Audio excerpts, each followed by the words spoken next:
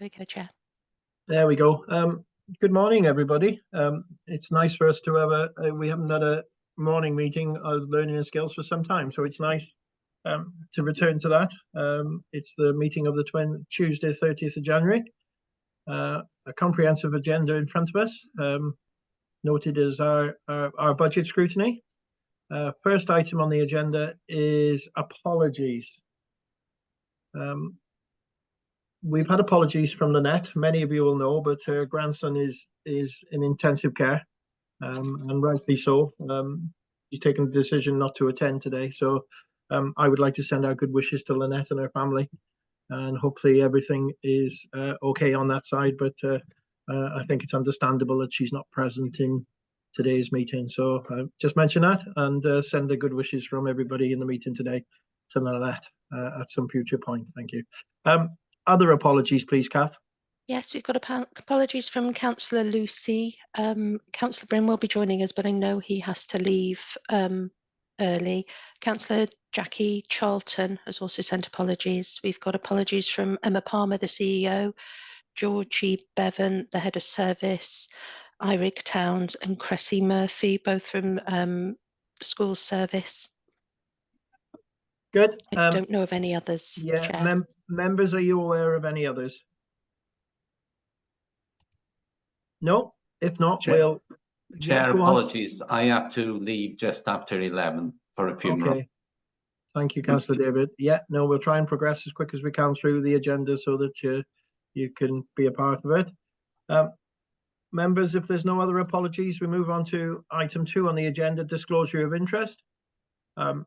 I can't see that anybody would have a disclosure of interest, but if there is, please speak up. And similarly, on item 3 on your agenda, declarations of party whip. Anybody feels that they should declare now, please do so. And that takes us on to item 4 on your agenda, draft 24-25 budget. I'm certainly in your hands how you wish to deal with this, but I do have one suggestion. We do have in the meeting today is Diane Reynolds, David Selby, and somebody else who I can't remember. Oh, Jenny, who are only in the meeting relevant to one impact assessment. Would it be a suggestion that we're taking through the overall picture and then go immediately to that impact assessment, or would you prefer that we do it in some other way and we keep them in the meeting for a longer time? I was just thinking it seems not a very good utilization of their time if we keep them here for the duration of the meeting just for one piece of agenda item. I'm completely in your hands surrounding that.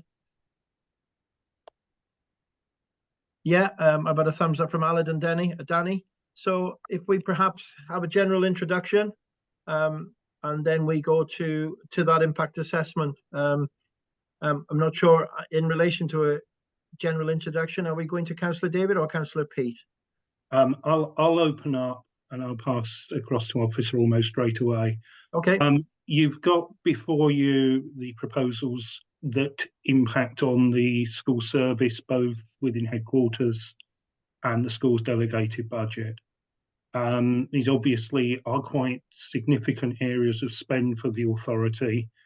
And within this budget, we're quite pleased to announce a 4.2% increase in the school's delegated budget, in part paid for by resource savings within the central services budget that has freed up monies within the wider expenditure within the authority.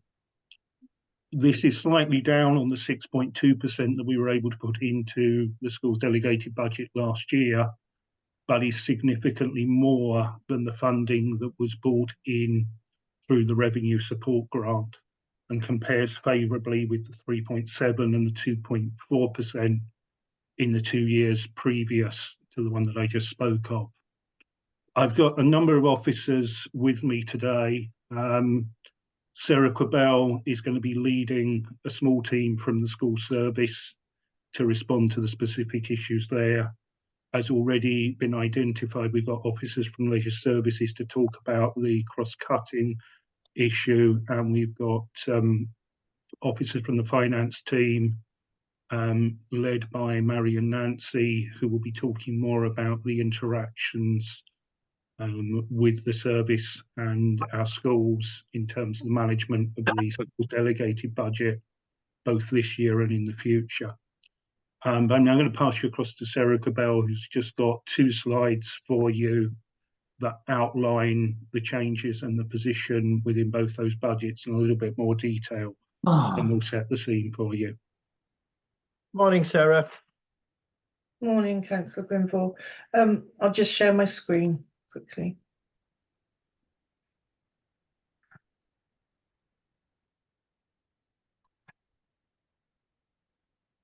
There we are, Sarah. It looks as if it's coming up. Lovely. There we go. There it is. Perfect. I'll just put it into slideshow mode. There are two slides. One is around the service and one is around the delegated. Do you want us to go through both and then pause, or do you want to have a pause in between, Chair? No, let's go through both. Okay, lovely. So this is around the school service budget. So the base budget for 23-24 was 17.6 million. The main pressures for the service around the pay award inflation, the freedom leisure contract inflation, and existing early retirement costs, which total 0.7 million. The pressures held at risk by the service and funding not requested for is around the as yet unconfirmed grant income for 24-25. However, the headline national grants have been notified by the Welsh Government, and the position is slightly better than expected. So we're just waiting for that grant income to filter through as we move into the next financial year. So overall, there are cost reductions built in for next year, which total 0.8 million, and that would see a final base budget of 17.5 million, which is a decrease of 0.7%. There is the leisure services budget reduction to the management fee. Chair, would you prefer if we pause after each one to discuss, or shall we just go through them and move to questions then? I don't know what to say really. When we look at that leisure services budget, that'll take us to the impact assessment, which I said we were going to discuss first. Should we do it? Should we do it like that? Should we do the leisure services budget and then discuss that and then go to the impact assessment? Members, you'll Yeah. What do you think? Yeah, I think that would be so. Yeah, if we could have some more detail to the £177,000, and then we'll go to the impact assessment if that seems a logical way of doing it. Lovely. Shall I hand over to Di and Jenny at this point? Yeah, no, do that, please. Yeah.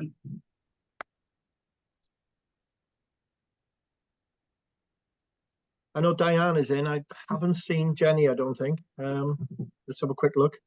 Thank you, members. Jenny is with us and has Right, just go on. Welcome, got Diane. an intro for you into the saving. So hopefully Jenny is able to speak. I am now. Apologies. Hiya, Jenny. Good morning. Yep, in your hands, ladies. Okay, good morning. And thank you for the opportunity to talk you through this impact assessment. So as you're aware, there is considerable financial pressure and challenge, and that extends to the contract, the leisure contract with Freedom Leisure. There are 2 elements to that contract. There is a leisure element and there is a schools element. In order to address the financial challenge that's been presented for the next financial year, savings have been attributed to both elements of the contract. And the element that you're most interested in this morning is the schools element. That is a 20% reduction of the contract fee. Now, currently, there is quite a large inequity in the system with regards to the service level agreement that is in place between Powys County Council and Freedom Leisure. When the contract was put in place in 2015, The schools, as I'm sure most people are aware, the schools utilise the leisure facilities for various reasons. Quite a large proportion is for their core curriculum requirements, so that's their PE lessons, their extracurricular out of school activities, but the schools also use the leisure facilities for things like assemblies, for lunchtime, for parents' evenings, and for events and things like that. But that does differ throughout the county and within the different high schools. The other element of the school's SLA is the swimming that schools undertake. The majority of schools do swim. That includes high schools, primary schools, special schools. But again, there is an inequity in that provision. Schools, sometimes those schools that are closest to leisure centres are able to walk there. They may have a greater number of weeks than perhaps some others that have to travel by bus or are further away. So as the SLA is set up currently, it means that schools are able to choose, depending on their other curriculum requirements, how often they swim and how often they access the leisure centres. So unfortunately, there is an inequity across the county within the various schools, and that is even in comparison to high schools that offer different PE lessons at different levels, at GCSE and things like that. So the reasoning behind the impact assessment is that the SLA will be reviewed and there will be a more equitable offer for learners. I've also seen the questions that came out of the pre-meeting yesterday, and I don't think it's the intention to reduce the offer to the lowest denominator. I think it's looking at finding a balance for those learners across the county in terms of the number of weeks, certainly for swimming, that they're able to access the leisure facilities, and also then with the high schools finding a more equitable offer in terms of how they access facilities and what facilities may be available to them. Thanks, Jenny. The impact assessment, I believe, is 227. Just scrolling down to it.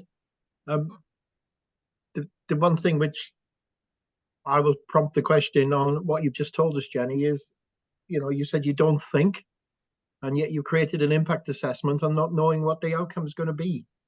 You've said that the conversations in the meeting yesterday, and your actual words were, you don't think that the offer will be reduced to such an extent. So I'm very unclear on that, really. To me, and reading the documents, it looks at it's taking the offer down to a very negative standard, and it'll be the same right across the board, which is an offer which is a lot less than what there is out there now, and that seems unfair. Councillor Allard. Oh, I was going to come in after Jenny responded, but I'll raise a couple of points, really. This is an adjustment to the contract with Freedom Leisure. I assume it's all been signed off and agreed in the first place. And I read the impact assessment, but can you describe the reality for a child, say, in Newtown High School, next door to a really good leisure facility, one in a primary school like Llanfallin with a limited access, and one for a child in the middle of nowhere in a primary school that has to travel? What impact will we see on those various sort of categories of children? Okay, thank you, Councillor Allard. So my understanding is that for the high schools, I mean, Newtown High School is a good example. Actually, they don't use the leisure facilities as extensively as some of the other high schools. For a school, for example, in Llanfallin, as far as I understand, the intention is that all schools we'll look at various year groups, and we'll find the most suitable depending on their other curriculum requirements. We'll look at the various year groups and to see which year groups are able to access the leisure facilities, and that will look at transport, timings, travel distances, etc. And this detail still needs to be worked through with the schools as well. The impact assessment is suggesting what will happen, but the detail needs to be worked through with individual schools and the school service. There are meetings set up to do this, and that's what's going to happen. But at the moment, the complete detail of that, I'm afraid, is not available because it still needs to be agreed with the schools. But it's been agreed with the Freedom Leisure. Freedom Leisure are also going to come back to us with some options and some suggestions of what they feel they can do as well to help with this saving target. They understand the financial challenges that the council is facing, and they are prepared to work with us to help support any savings targets as they have done in the past. Okay, and there'll be gaps in the usage of the leisure centre going forward when potentially some pupils will not have the same level of swimming as they currently are. So how will those gaps be filled? Will you be supporting the transportation of children from far afield primary school children to have additional access to the leisure centre to fill in those gaps and to equalise the offer to all children? Will you be putting financial support into those schools? The transport requirements need to be better understood. I mean, for the majority of schools, they already have transport arrangements in place.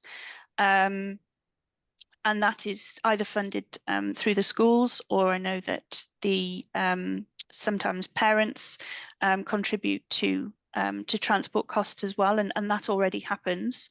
There are very few schools that currently don't access leisure facilities, so the majority already do.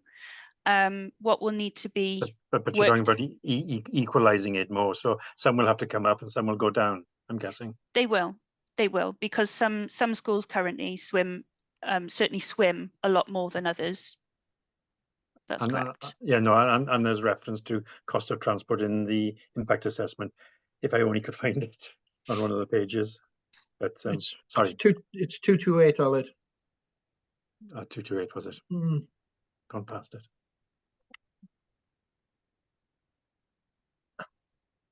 Margaret.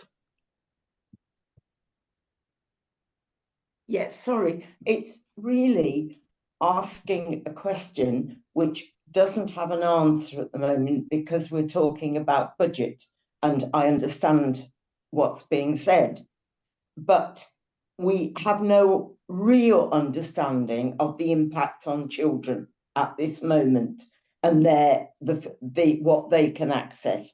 Now, as a committee, what else will come to us and when, so that we do know that, or, you know, when it comes via, you know, comes down to scrutiny?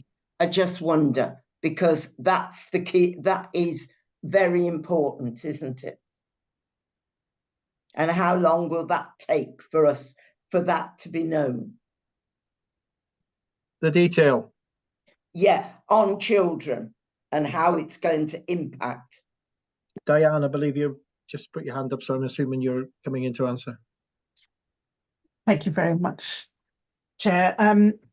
I think all of these savings are all interlinked with sustainable powers, and the decisions that we're making in terms of making these savings are also linked to how we take forward the organisation and the services we provide and set a more sustainable powers for the future.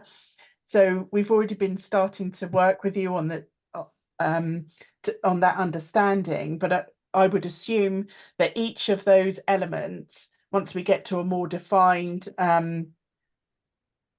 set for sustainable powers and what that's going to look like, will also be coming through the scrutiny process as a whole. And I think we've referred to sustainable powers within the impact assessment because obviously it is all linked. And I just wanted to refer back to Councillor Allen's question earlier about can we describe what it would look like for each child in kind of 3 different localities. And that's what we're trying to make sure that it looks absolutely the same for every child with equal opportunity. So equal opportunity to swim or exercise, but it needs to be set within a framework so that we understand what is that policy, what is the goal, what is the outcome that we're trying to achieve. And at the moment that isn't set within the current SLA. Each school can choose that option depending on what they want to do. So we need a much stronger and better framework so that we can kind of create the same equity and opportunity and outcomes for every learner. Diane, that's absolutely fine, and I understand your answer. Margaret's question: what will be the impact of these budget reductions, a loss of service to the child at this present moment in time? We're not seeing what that impact will be, and I think that's Margaret's concern. Thank you very much, Chair. And so the impact of these won't actually take place until later in the year. So obviously everything is already set for schools for this current term, this current term and the summer term. So it won't take effect till the new school year. So we do have time to work that out, but it also links in with the leisure review. Now the leisure review goes to Economy and Residence Scrutiny Committee, but it could be that comes to here as part of that process as well. Okay, Margaret's nodding her head. Councillor Bryn, Bryn, we do have translation with us today, so if you'd like to have an attempt at that, members, it's the interpretation button on your bottom toolbar, and you select English. Iawn, diolch yn fawr iawn. Os dyw'r cyfieithiad yno, well ni defnyddio fo. Diolch yn fawr iawn chi. Jyst yn ceisio deall, felly bod rhai bobl yn deall nhw'n well na fi, ond mae hwn yn arbediad o 177 o filoedd. Allan o, pa fath o ffracsiwn ydy hwnna o'r cyfanswm sydd yn cael ei clusnodi ar gyfer y dibenion yma? A jyst I fi cael deall yn well, ydy hwn yn bres sydd yn mynd syth I Freedom Leisure mwyn I nhw darparu gwasanaethau i'r ysgolion, neu ydy o'n mynd i'r ysgolion iddyn nhw gael prynu gwasanaethau gan Freedom Leisure. Dwi'n gesio yma'n cyntaf. Mae o'n gweithio allan tua 15,000 o bunnoedd I bob dalgylch uwchradd. Ac y tas yna tua 10 ysgol yn yr dalgylchoedd yna, mae tua 1,500 yr ysgol. So, jyst I fi cael deall, y prif gwestiwn ydy, faint o'r bres ydy, a dwi wedi deall sut mae'n gweithio'n iawn, mae'r pres yn mynd I Freedom Leisure mwyn I nhw darparu gwasanaethau i'r ysgolion. Ydy hwnna'n rhaid?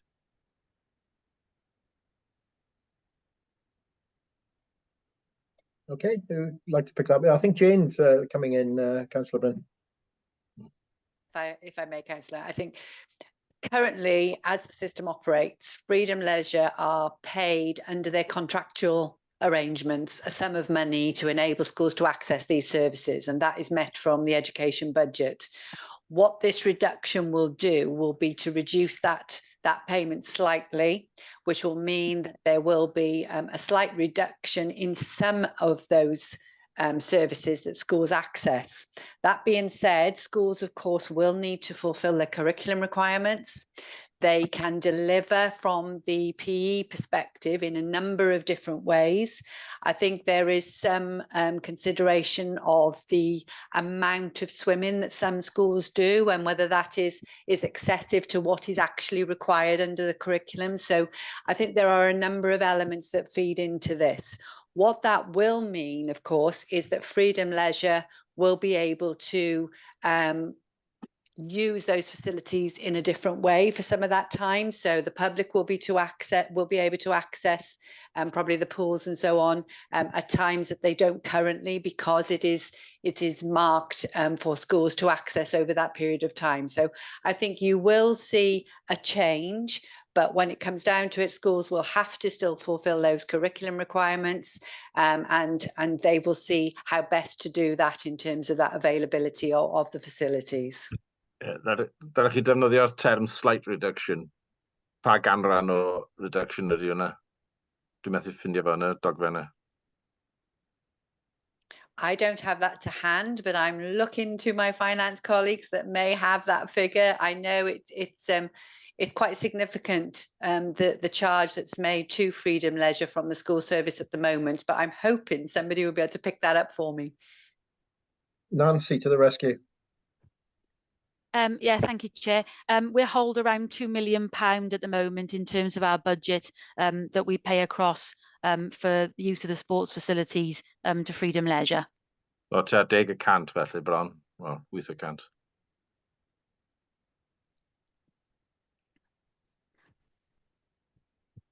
Okay. And a calculator out. Satisfied, Bryn?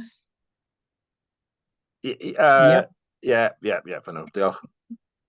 Cool. Danny, please. Thank you, Chair. It's just, looking through the impact assessment, there's nothing on there really about, well, I'll start again. Basically, the school in my ward, leisure facilities, are closer to Shropshire than they are in Powys. The leisure facilities in Shropshire are also associated with the school.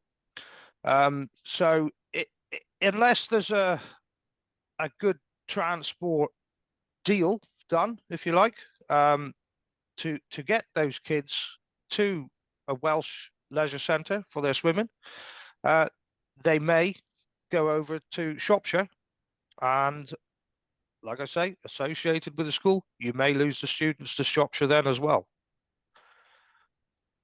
Thank you. Yep, understand that point. Does anybody want to pick up on any cross-border issues?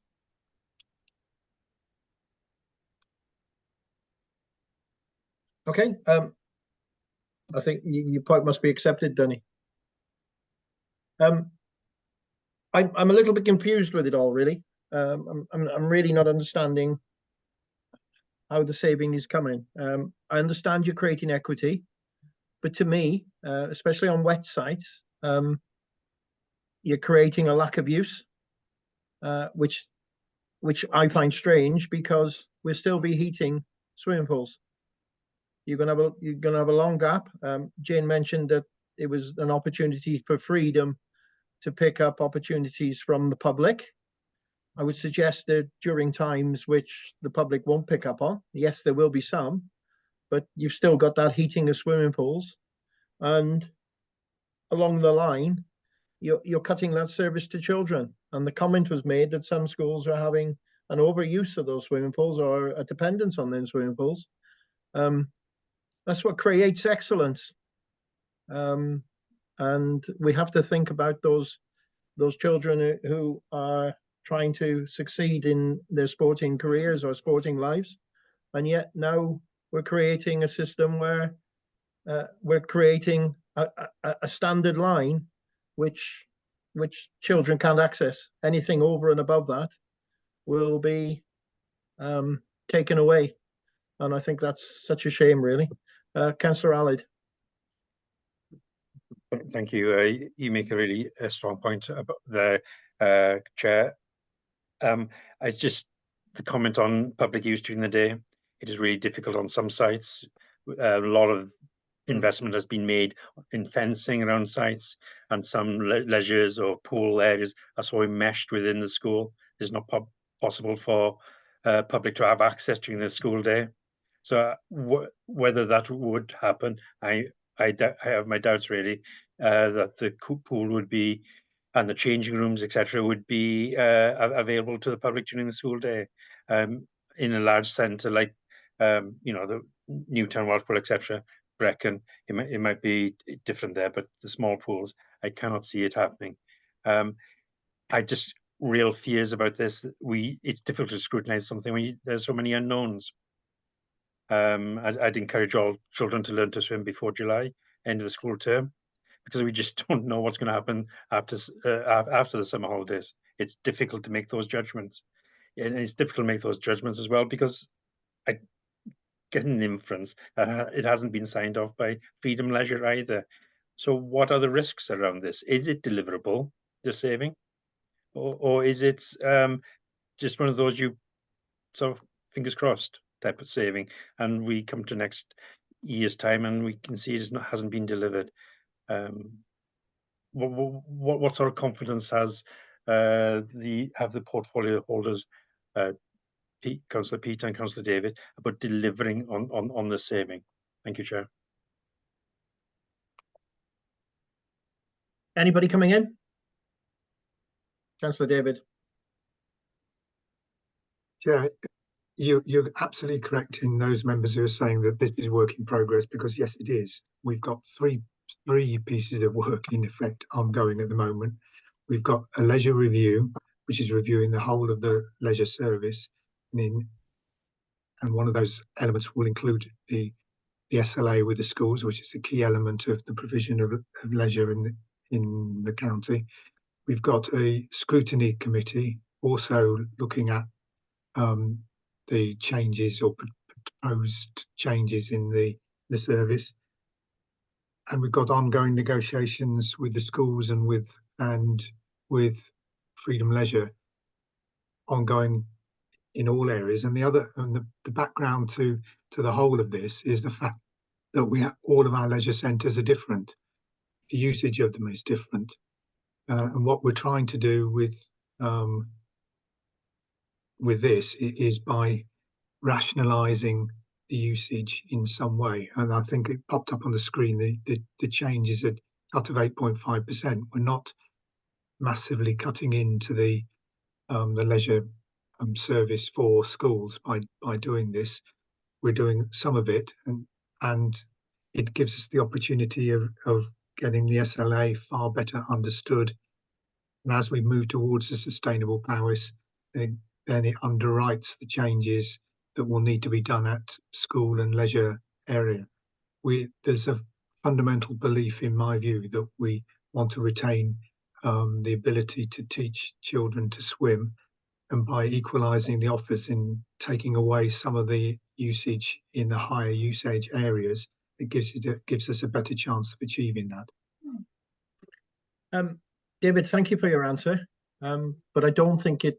I think it had confusion to Alan's question. Was that saving achievable? You're suggesting that you're unclear on that because we don't know the detail. We've set the task to do it, and the meetings are ongoing with Freedom Leisure to achieve it. So I'm confident that this particular change can be made. Thank you, David. Councillor Pete.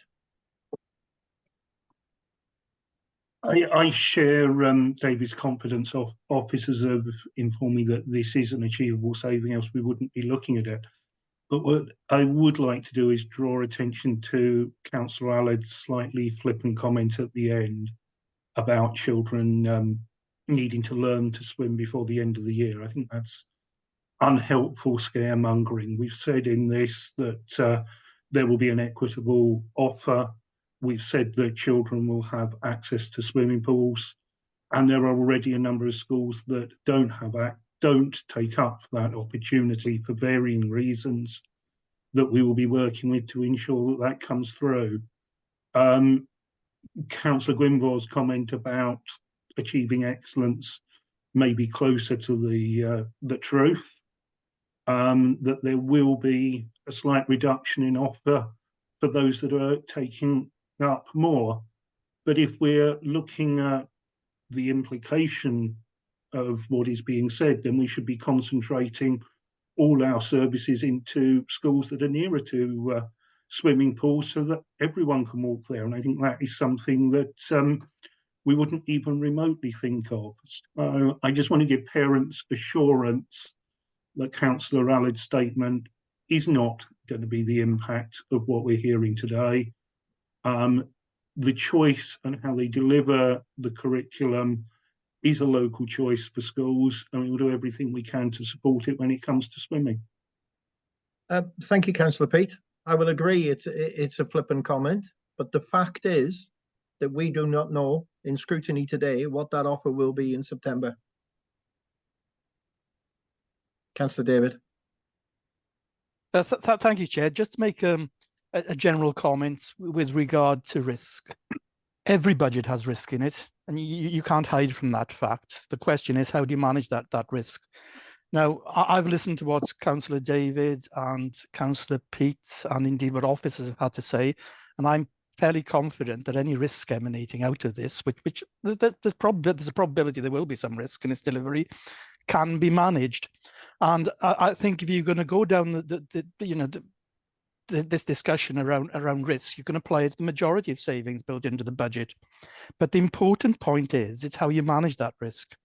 Now, if you're saying that the risk can't be managed, then that worries me, because what it's saying in effect is that perhaps the savings shouldn't actually be in there. But if that's what you're saying, you need to be absolutely clear that if this savings, in your opinion, isn't deliverable, then I'd like to hear what alternative you'd like to put into the budget. Because as far as Cabinet are concerned and the service are concerned, they've seen this as a deliverable savings, be it does contain some risk. So that's saying to me, as the finance portfolio holder, that in all probability, there is no alternative. And the only way that you'd cover the actual savings inherent within this proposal is through an increase in council tax. So I think we just need to be very, very clear. But the important point I wanted to make was that there's risk in every budget, and it simply has to be managed. And that's what we've got a risk reserve for. And that risk reserve was actually identified as a need under the previous administration. And thankfully, to date, we haven't had to draw too much on that risk reserve. But it's worth bearing in mind that that's what it's there for. Thank you, Chair. Thank you, Councillor David. And I would suggest that you'll be making that point repeatedly today, that saving has to be found. But it is our duty as a scrutiny committee to identify a budget line which creates risk. But also a very important point for us as a scrutiny committee is the well-being of that child and what the outcome for that child will be for a budget line such as this. And I certainly aren't clear on that, because we don't know what the proposal is going to look like. And that is the worry from my point of view. Jack, can I also raise the fact that there's a subsequent saving in the next year of £250,000 as well? Okay, can we have an update on that? Yeah, that's just so. This is just part of the process. It's add that, and it's getting on. You can do the maths, Britain. It is near 50, getting on towards 20%, isn't it? Then. Okay, can we have a bit more detail on future savings then?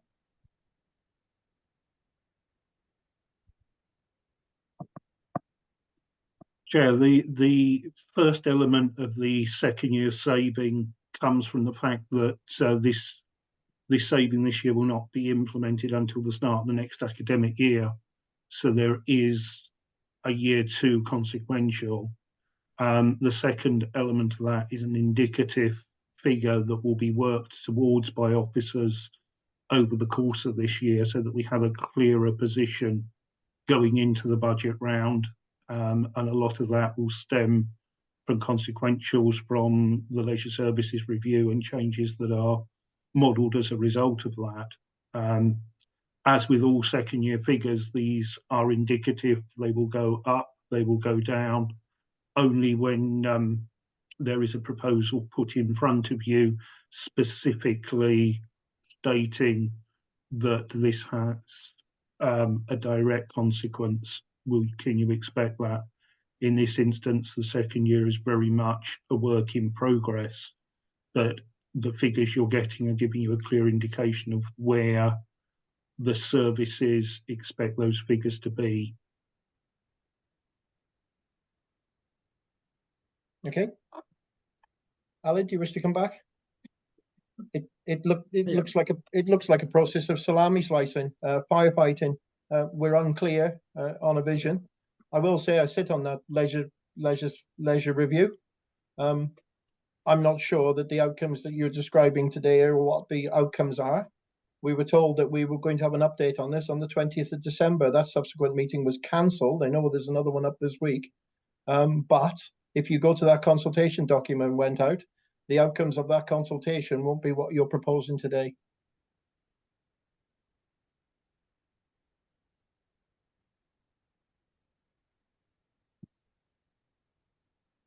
Okay. I sense a great deal of uncomfortableness surrounding this, to be honest with you. And we as a scrutiny, well, I'm sorry, but it appears to be me and Ali that are speaking, but I think we're really unclear what is proposed here and how it's going to be achieved and the outcome for that child. Is that the conclusion that I'm getting?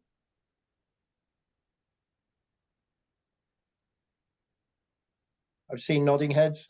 Is there anything else to be, Jane, and followed by Sarah?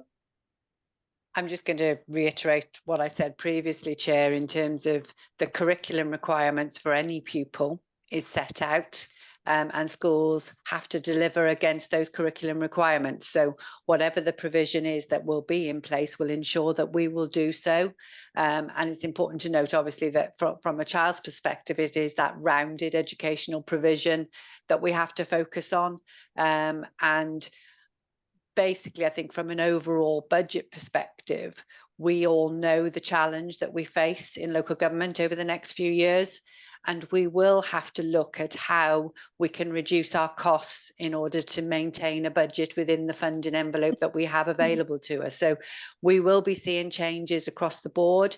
There will be indicative figures, not just for education, but other areas of the council will have indicative figures in for the next 2 years. But please be assured that as we move closer to those years and as you approve budget for those subsequent years, you will have the full detail available to you at that point in time to fully understand the implications of those budgets proposed. So although indicative at this point in time, we will of course be forthcoming with much more detail for you as we move through those years. Sarah. Yeah, it was just a comment really around the SLA. So the pattern of usage has developed over time, and it is really important that at this time we review that SLA to ensure there's that equity of access. Thank you, Sarah. I have to be difficulty because I'm chairing the meeting, but I'm really, really disappointed by this. We hear words of equity, etc. Nothing about aspiration, and that worries me. You know, the vision by our education ministers are aspirations for all. It's been on there for years. Yes, I fully acknowledge that we've got budget challenges, but it does appear that we've got a budget line here which doesn't create aspiration, and I find it really, really disappointing. And as I said before, I didn't think this would be one of the outcomes out of the leisure review. I think there's an opportunity within that leisure review to come up with something a lot more substantial, and hopefully those outcomes will come from that and will influence this decision at the end of the day. Anything further on this? Okay, on that, thank you, Diane and Jenny and David, for joining us. You're more than welcome to stay, but obviously we took this item so that it did free up your day to a certain extent, but as I said, you're more than welcome to stay. Thank you, Chair. Thank you, Chair. It takes us back into Sarah's report. I'm also mindful of the fact, and I'm sorry to juggle you around, I'm also mindful of the fact, Councillor Bryn, your diary's quite challenging today, isn't it? With your agreement, Sarah, Councillor Bryn, is there something that you wanted to raise before you left? Yeah. If members are happy with that direction, but I know Bryn mentioned to us yesterday that he was struggling, so I'd like to have Bryn's input into today's meeting if possible, please. Yeah, diolch yn iawn. O'n i just yn pryderu braidd am dwi wedi colli'r tudalen rwan, ond oedd na stôn, dwi'n gwybod bod ni mewn sefyllfa tyn iawn o ran cyllideb ac yn y blaen, ond mae yna yn yr un o'r asesiadau ergyd, Dyna ddim yn awgrym bod na ddim ergyd yn mynd i dod i ran yr iaith Gymraeg yn yr toriadau yma. Wel, dwi'n ymwybodol bod yna ysgolion yn ceisio eu gorau glas i wneud cynlluniau ar gyfer darparu trochi, ac maen nhw'n backpedlo mor gyflym a medryn nhw oddi wrth y cynllun o ceisio creu y darpariaeth ychwanegol hwnnw, ac yn defnyddio'r cyllideb sydd yn dod i'w rhan nhw fel rheswm neu esgus. Dwi'n yn siŵr sut ydych chi'n dehonglio, ond mae'r iaith Gymraeg mewn argyfwng. Yr ardal dwi'n cynrychioli, mae nifer o siaradwyr wedi mynd lawr o 60% o'r boblogaeth lawr i 36% o'r boblogaeth mewn 20 mlynedd.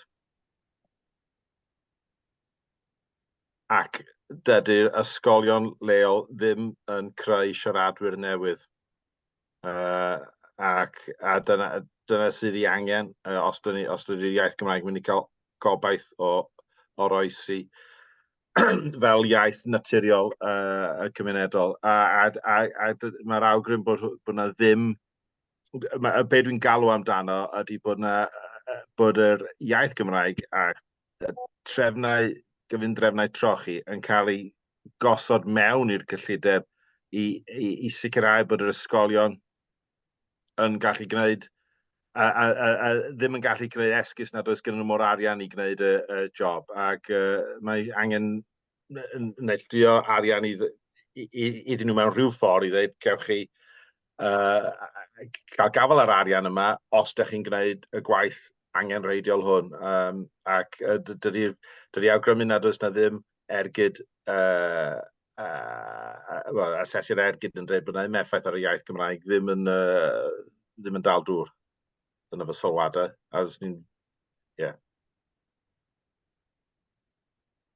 Councillor Brennan, it's just a general a comment in relation to the budget, and that there isn't sufficient funding to develop the Welsh language within that. A'r ffaith bod yr impact assessment yn dweud na does na ddim effaith ar y iaith Gymraeg sydd yn 100% anghywir. Okay, that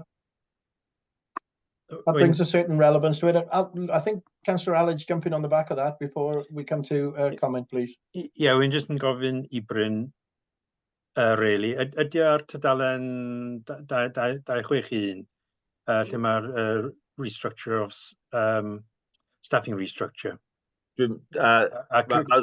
Capacity o fewn gwasanaeth i helpu gyda tyfu neu gwella'r addysg trwy gyfrwng Cymraeg.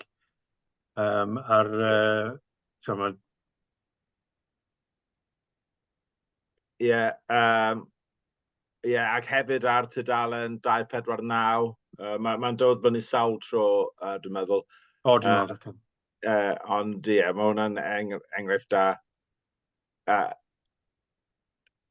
I think we had a snapshot of a Davis living room from years ago then. Right, okay, anybody wish to pick up there? They've referenced some items within the document there. What's everybody's feelings on that?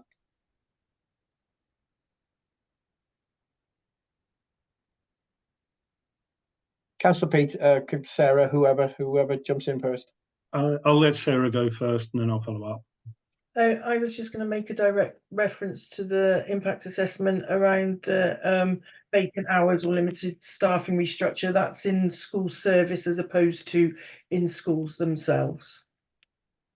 Yes, I appreciate that, but clearly school service has an important role in developing supporting school and developing the delivery of Welsh medium education.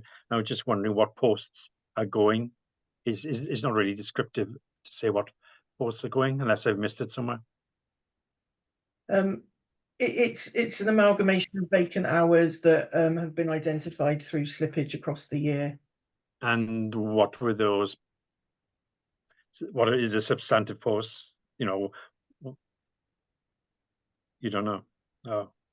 It's a variety of hours, small Okay. amounts of hours from different positions that are not filled, and there's no impact to service delivery because the delivery is continuing. Perhaps a post has changed, or there's some consolidation of work, etc. And you can't tell me what those job titles are on I those think various posts. I think Nancy's coming in, Aled. So if she's got a bit of detail, Ah. sorry, Councillor Pete. Nancy, please. That's fine. No necessarily detailed, Councillor Allen, for you, but just picking up really on the work the service did last year with regards to the finance resource model, really, in terms of those, there was hours identified that were put forward last year. We've very much taken into consideration the financial projections in 23-24 and use that also to contribute to the finance resource model and the options being put forward for 24-25. So it's just building on that, and that can be seen throughout some of the savings in here in the FRM for school service. So yeah, just building on that really with the current financial position of the service. Thank you. Thanks, Okay, Nancy. Councillor Pete. I'm just going to pick up on Councillor Bryn's comment around Welsh language. The provision of trochee, which is essentially what he's referring to, is something that is a piece of work that's being undertaken by the Welsh language officer, who's not with us today. And I haven't been given an up-to-date briefing before this. As you're aware, a couple of officers are absent this week, and we were planning a catch-up yesterday, which would have picked up on these issues, but didn't take place for the same reason they're not here today. So I'm sorry, I can't give you the up-to-date statement on that. In terms of the support that's coming out of schools' delegated budget, if this is in reference to the work that officers have been trying to do with you, Councillor Bryn, in the Llanfathin catchment, I'm sure that Sarah will take that away and look at working with you and the relevant officers to understand what is happening there and what the threats that are coming out of this budget process are, to see how that can be better managed as part of the wider review of the trochee provision that officers are doing at the moment. I'd certainly like to see that happening, and being proactive in that field, because every time I speak to officers, apparently there's only £100,000 which comes from Welsh Government as the only money that appears to be available for trochee, and that goes nowhere once you employ two people.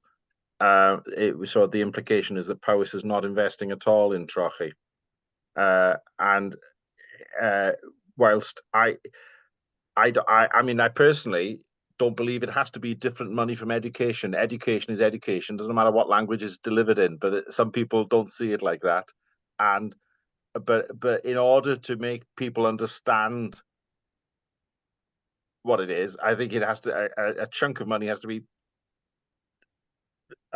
allocated for Welsh medium education, and they can draw down upon it if that education system is provided. At the moment, schools get their money and they will spend. They haven't got the guts to take the risk, to do the job that is required, and they won't do it without a financial backing, and so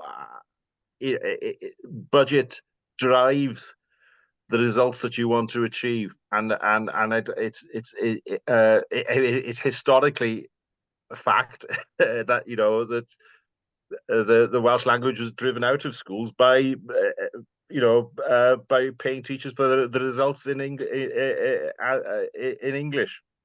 And I can see Marion coming up. I'm sure perhaps she remembers those days. But it needs to be. It needs to be tied into the budget so that head teachers and school managers realise they cannot keep on the system they've got currently without providing that trochee education, and it can't be disregarded any further. Sorry, diolch. Bryn, I think Marianne will come in, but what I would say is I think at the last scrutiny meeting we, Chair, I think you agreed a working group looking at trochee, and I know it is a piece of work that's been identified with the school's budget for going into the next year, but Marianne may have a bit more information than me. Yeah, diolch. Okay, I think it's more about sort of setting the principles as we go forward now with developing and implementing both the transformation strategy and the WESP, and in terms of those aspirations. At the moment, we only have the grant, Welsh Government grant for Trochi. Welsh Government know that we're on this improvement journey, transformational journey in terms of Welsh medium. So we're having those conversations. But as we go forward with transformation and savings are released, we as an authority will need to have those discussions about how do we utilise any savings, in particularly to support Welsh medium development. It's something I constantly say, is that we cannot move on the Welsh medium journey without additional revenue funding. So it is something we are constantly going to have to look at, and difficult decisions will have to be made, but it is a key principle for us. In order to develop the provision, we need to support it, and I think that's a message that we constantly give out to those schools in particular that are moving along the language continuum. So I hope that sort of helps a bit. It's an ongoing conversation that we're going to be having on this one. Thank you, Marianne. Your point's acknowledged, Bryn. I'm going to give you a further opportunity if you've got anything else to raise on the budget papers. No, diolch yn iawn, Gwynfor. Dwi'n edrych ymlaen at gweld yr is-bwyllgor yma'n cael ei sefydlu, ac fyswn ni'n ddiolchgar bod cynifer o bobl a phosib yn dod ar yr is-bwyllgor yna i wthio'r maen i'r wal. Diolch yn iawn, Gwynfor. A phawb arall. Diolch, Bryn. Sarah, we're going to return to you now and into your presentation, if that's okay, to get a bit more structure back. But yeah, we've covered some points which we won't have to cover again. Thank you, Sarah.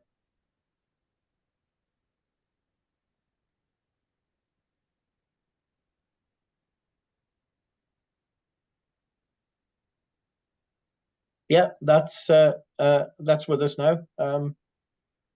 We're going into line 2.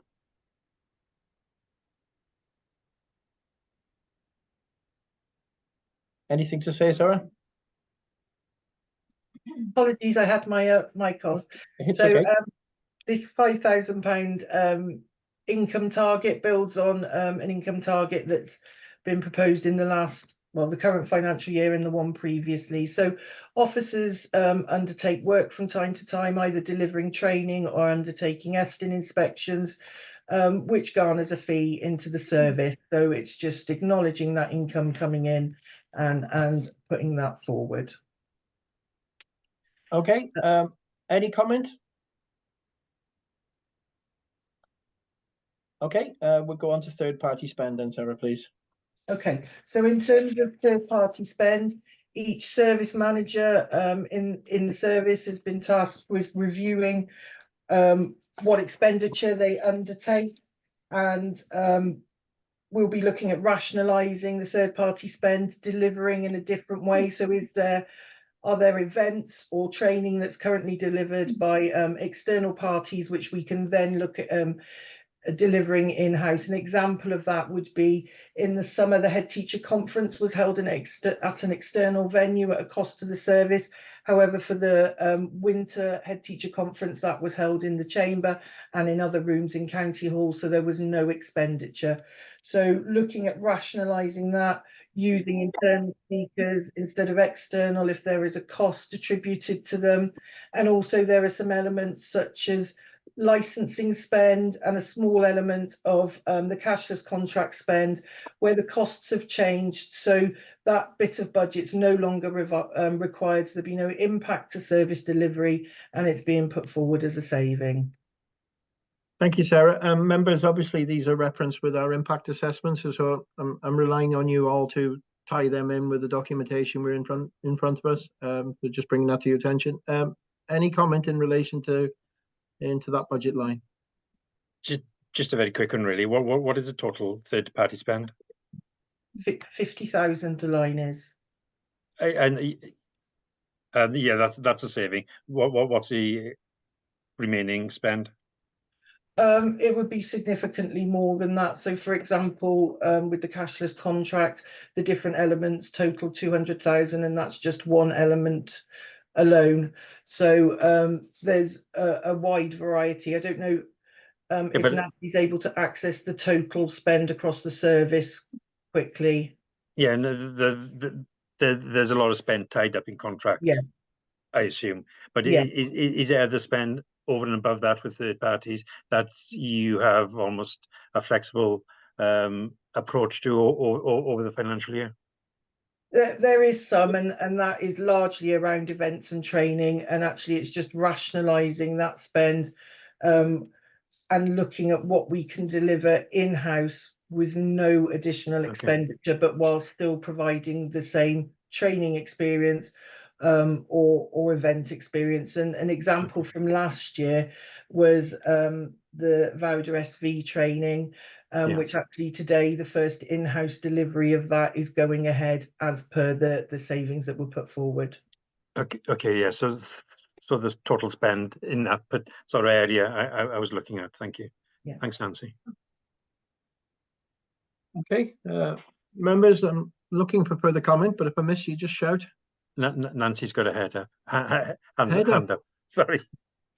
Go on, Nancy. Yeah, only just to come back in again, Chair, thanks very much. In respect of this one, again, Councillor Allen, it's about building on the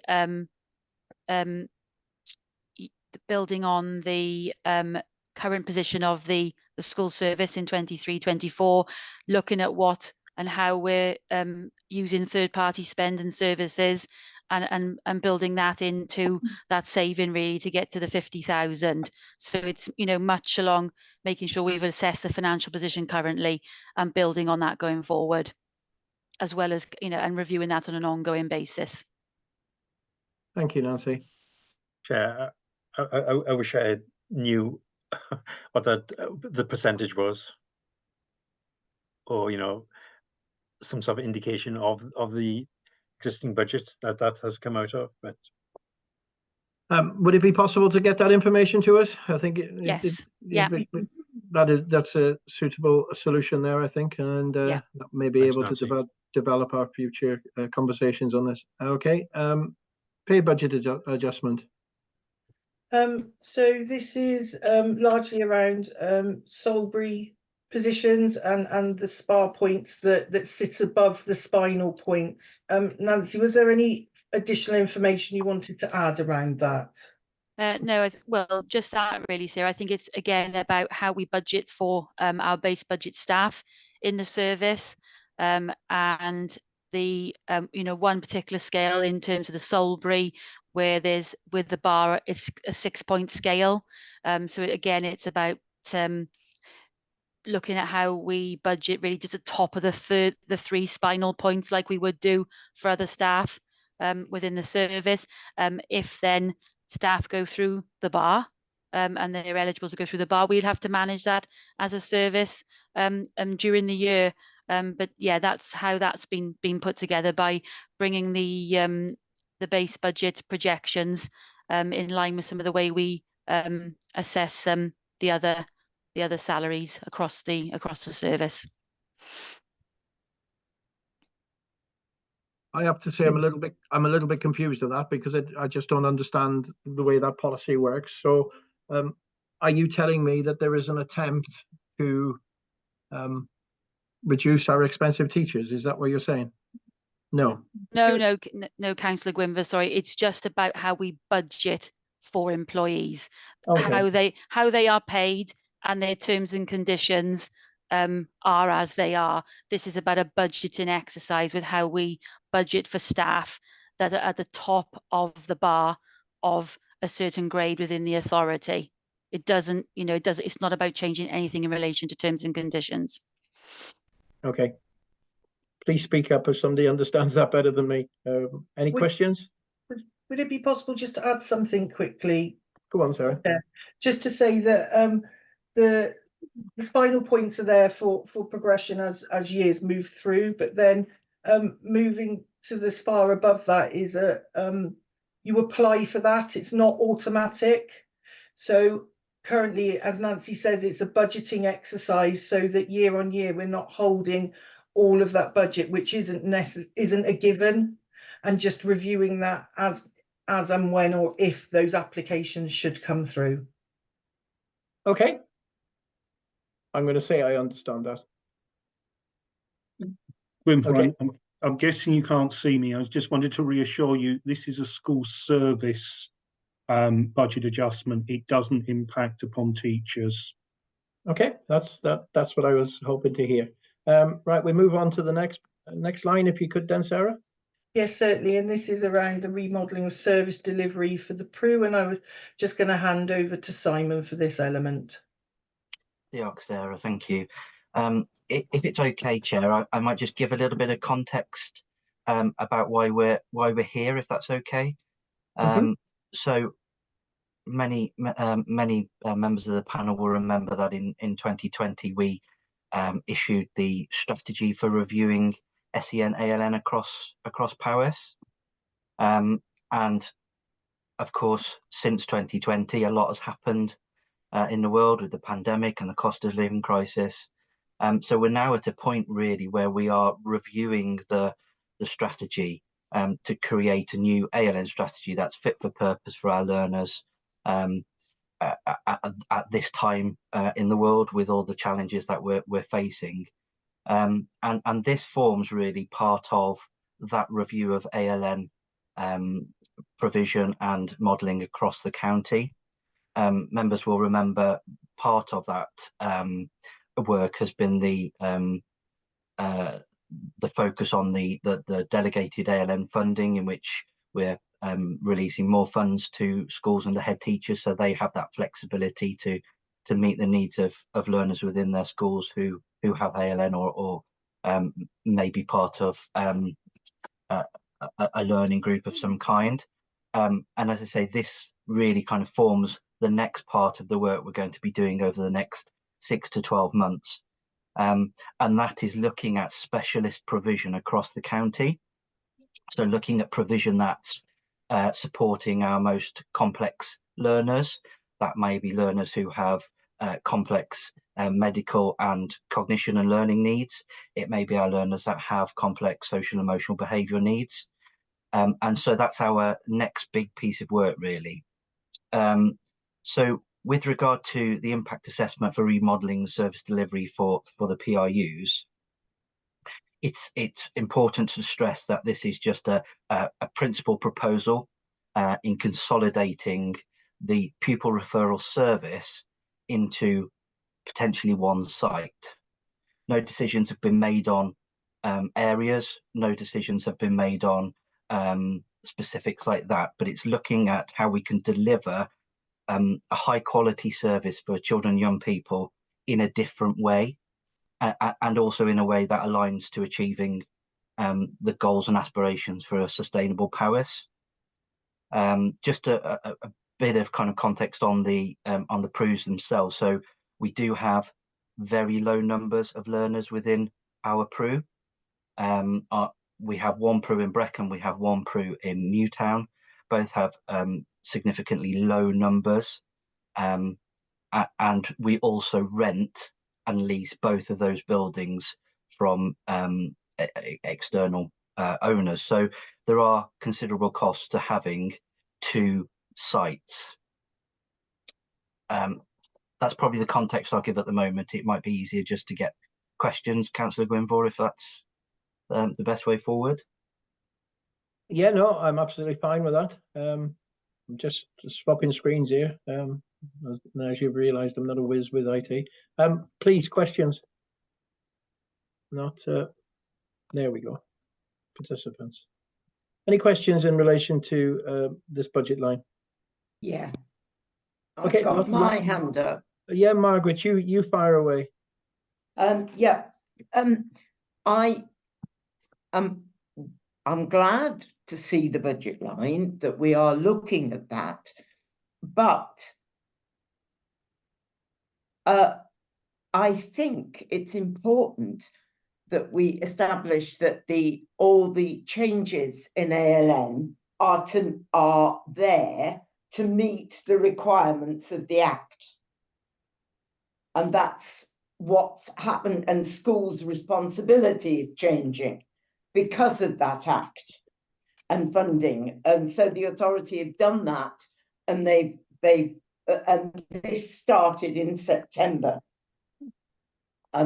So I would like to see how that is working and have details of that to feed into this remodelling of the service for pupil referral unit, because we've got a whole different system being in our schools.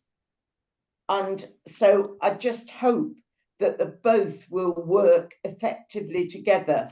But we haven't had very long to see yet how the impact on the support our children need in mainstream, as well as, you know, to feed into that, and how the changes that have had to be made are impacting on schools and pupils when we're looking at remodelling the service for pupil referral units. I don't have a problem with looking at it, but I just hope that we do give it the new system long enough to be able to feed in some valuable information to that remodelling.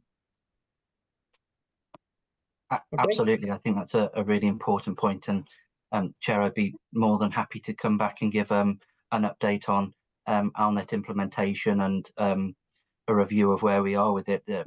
I'd welcome that opportunity. But I think absolutely, as I said, the new strategy that we're working on and putting together takes all of that into account. So absolutely agree with you on all the points that you raised. Thank you. Simon, thanks for that confirmation. But Margaret's point is, are we in a position to make a significant change like this until we're clear that our new ALN strategy is working? There does need to be work done on this. As I mentioned, this is just a principal proposal for consolidating and remodelling. We have a lot of data that would feed into that. Because although you know, we're in the implementation phase of ALNet, it has actually been going for a number of years, and by 2025 we will be completely in the new Act and the new legislation, and all services relating to that will need to be firmly in place. So we have a lot of data, a lot of information that will impact and input into that. So. So yes, I think we do have that information to go into that. Thank you, Simon. I've got Councillor Aled, followed by Councillor Sue. Thank you. Yes, in a way, it's partly to support what Margaret is saying. I was just wondering what the timescales are around the restructure of the services, and arising from your question, a few words up front. What is the capacity of the two sites and current usage? Is there quite a bit of spare capacity? And on that, I can see Sue is next to me, and without knowing which sites, you know, the proposal will remain afterwards. You know, if my daughter was attending the Crew, it'd be a 4.5 hours a day in the car. And if to go to Brecon, and same for Sue going to Newtown, I'm guessing her son and daughter would also spend a good 4.5 hours in the car. And some of the outcomes, some of the stuff in the impact assessment, it doesn't look good, does it? But really, timescales, capacity, occupation, and the transport issue. Thanks. Thanks, Councillor Aled. Before that's answered, Aled's asked the question capacity. Can we add to that question? Will this be a reduction in spaces following this budgetary reduction, or will the capacity remain the same? Yeah, who would like to pick that up? So there won't be a reduction in spaces for children. Okay. Our aspiration and the aspiration of ALNet as well is that really the majority of our learners should be in their mainstream schools with their peers. And part of looking at this remodelling is how we support our schools in meeting the needs of learners in their local schools, rather than having to transport learners to a separate facility, let's say, to have their needs met. So part of this is looking at how we can be more flexible. We can offer increased levels of outreach into our schools to help upskill teachers. We've got a very dedicated workforce within our schools who are having to deal with quite challenging things in terms of the impact that COVID has had on our learners and the consequent changes in behaviour and dysregulation. So it's about ensuring that our workforce is skilled to be able to meet the needs of our learners, and to be able to do that, we can facilitate increased outreach into schools to ensure that our learners remain in their home schools. The question that jumps out to me, Chair, is do we need a PRU at all in that case? Because it won't be accessible if it's at one end of the county to, you know, half the population, and vice versa. Yeah. Oh, sorry. No, it's a valid point. Simon, could you attempt Alad's question about capacity so that we have greater understanding what you think should return to schools on numbers?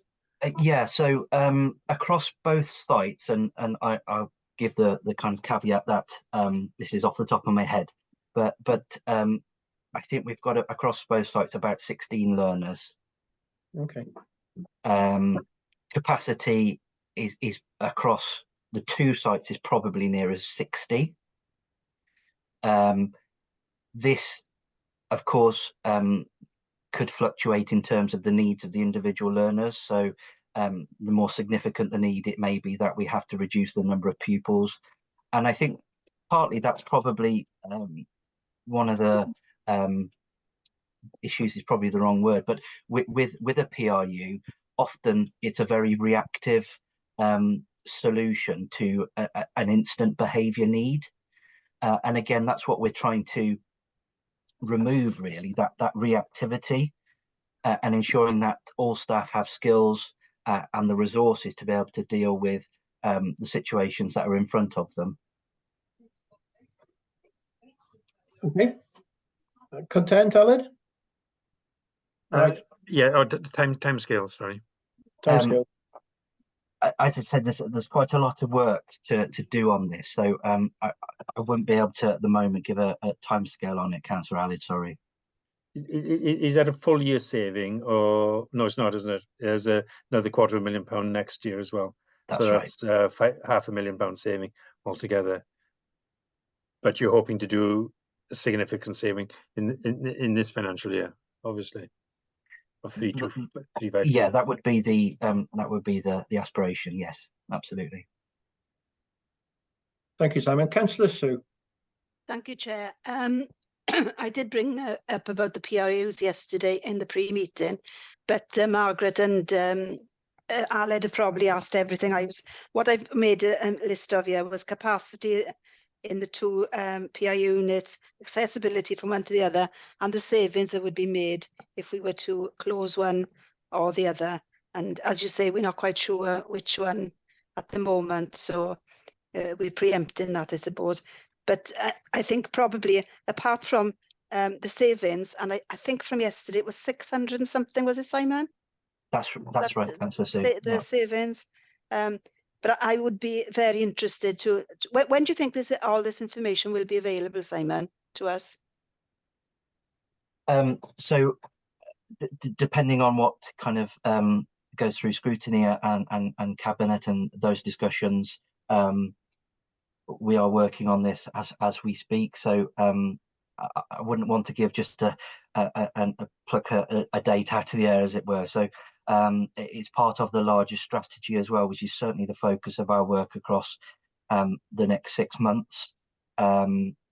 but I couldn't give you on this particular one an actual date. Sorry, Councillor Sue. Okay. Thank you, Simon. So, Chair, I think most of my questions have been answered in this. Thank you. Thank you, Sue. I understand your cautiousness, Simon. I really do. I've got a couple of questions to add to that, and please tell me my reading between the lines is wrong.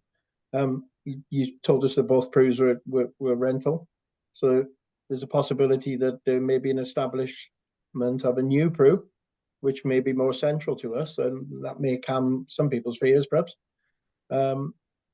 The other obvious question is, in this saving, there's also going to be a transport charge if we're transporting pupils to a Pru, which isn't quite so local. So is the saving taken into consideration there?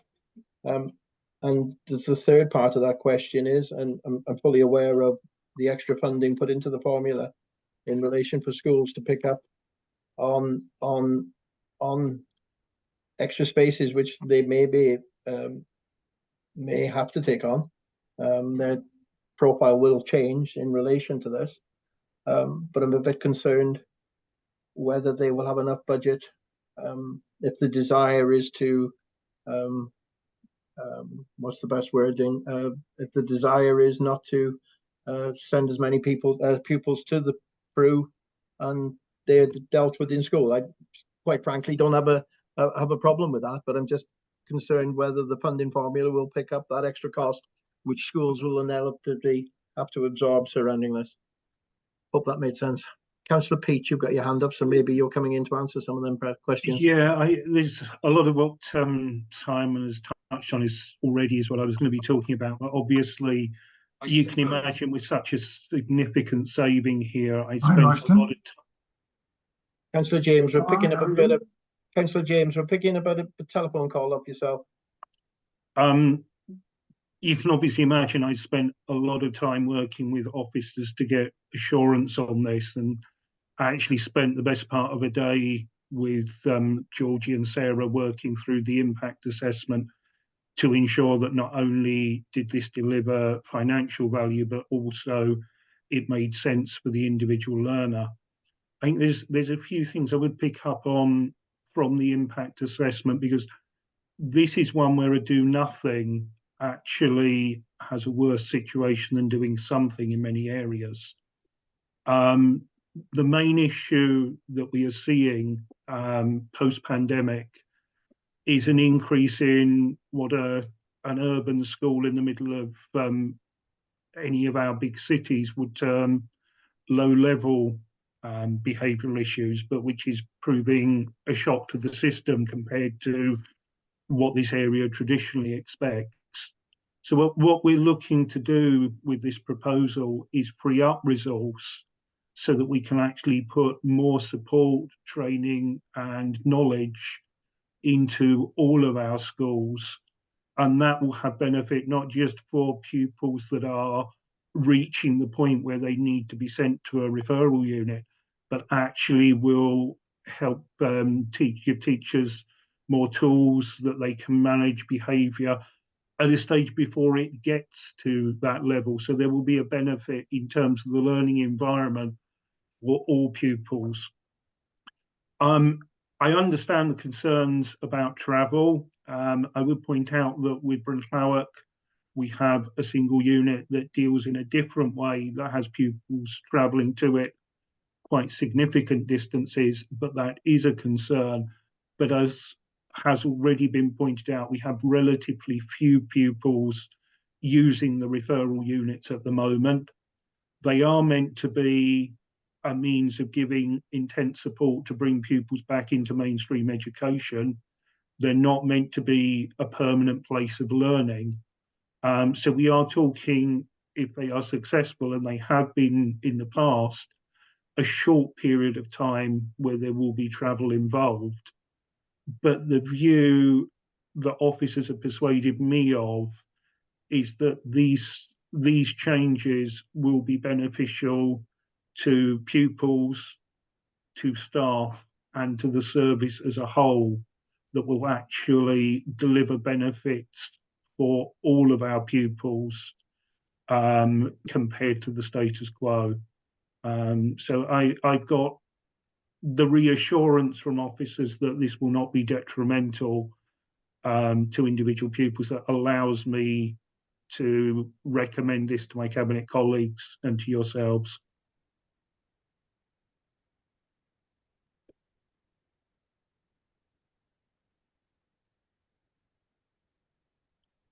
Councillor Binfor, are you still there? Because you're showing mute and no camera.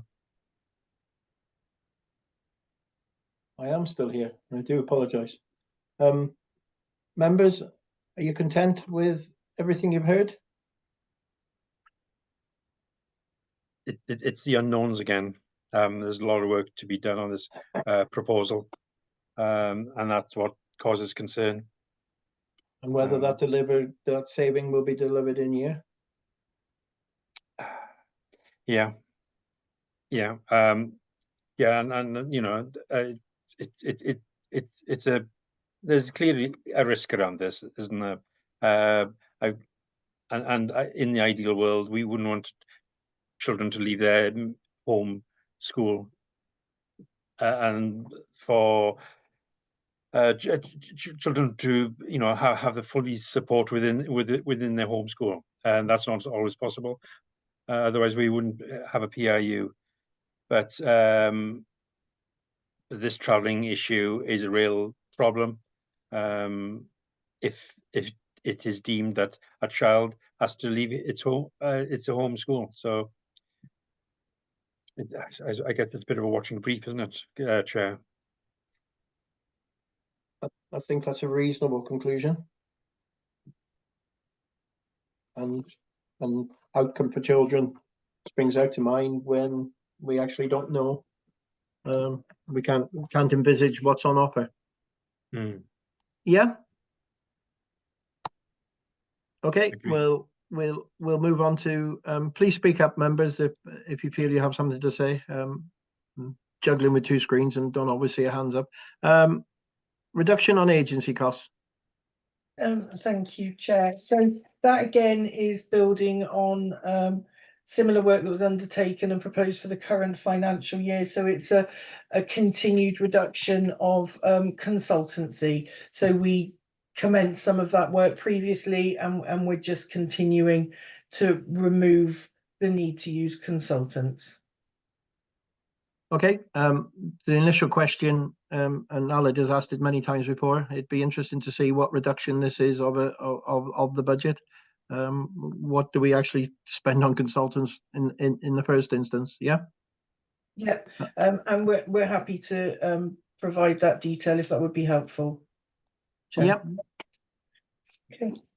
The next line is just around mobile phone reduction, and this is just where there have been staff who've had mobile phone contracts and have left the authority, moved to a different position, and essentially we're just ceasing contracts. So it's not about taking phones away from those members of staff who may require one for the work they undertake, but just making sure that we're being really efficient and closing down those contracts, and then that budget is put forward as a saving. Okay, speak up. No, it doesn't appear to be anything, Sarah. Travel efficiency target. Yeah, and so obviously we had pre-pandemic, we had a much higher travel usage with us all office-based and place-based all the time. During the pandemic, that obviously fell away. As we've moved out of the pandemic and we've got more flexible working, there is an increase in travel, but it's not to where we were pre-pandemic.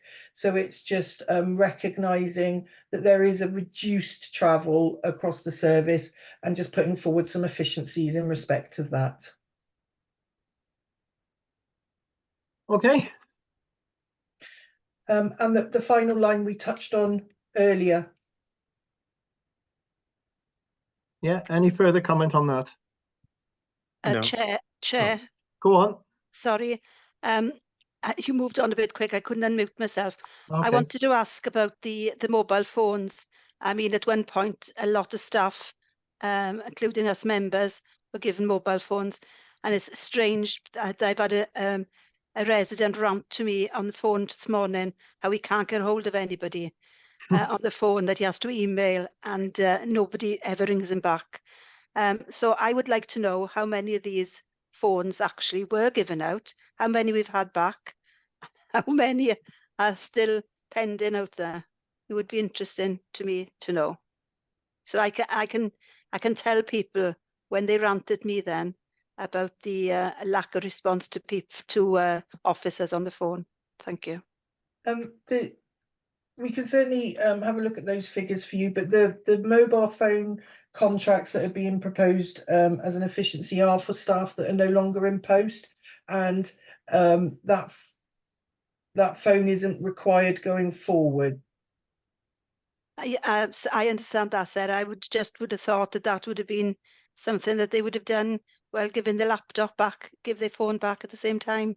Yeah, we have the phone back. It's just a cancellation of the contract. It's an administrative process. Oh, I see. Okay, thank you. And then just releasing the budget that's attached to that. Thank you, Sarah. Yeah, but I do acknowledge Sue's question in relation to the bigger picture. Somebody was coming back into the school services restructuring then, and I didn't pick up who it was. Was it you, Al? I don't know. No? No, I was saying I was happy.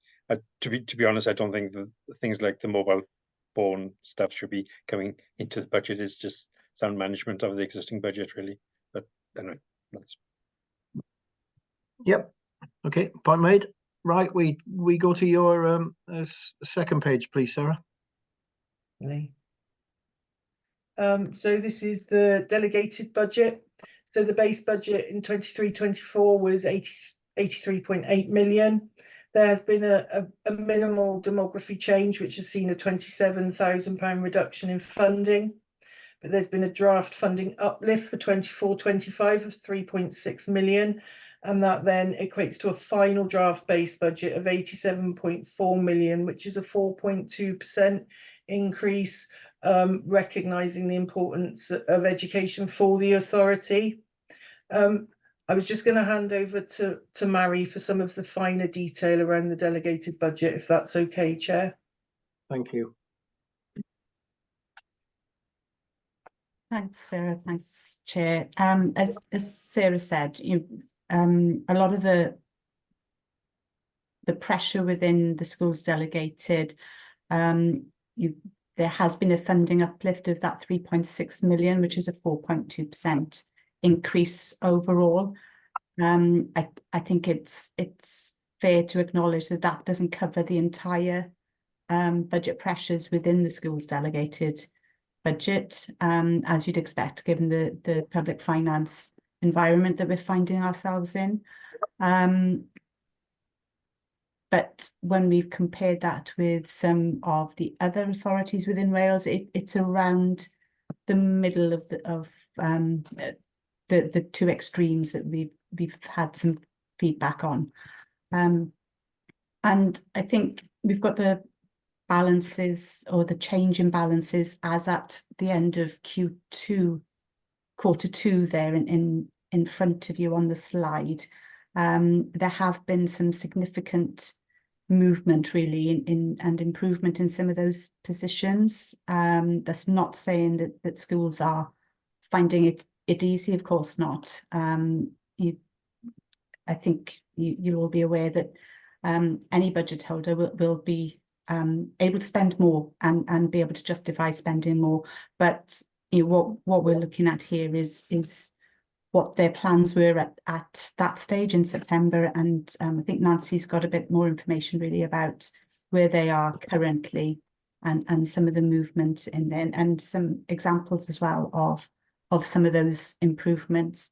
You'll be aware that we've undertaken in-depth reviews at a number of schools over the last year or so, and those are really helping to bring out some options for schools that maybe they hadn't considered, or if they had considered that they hadn't fully costed.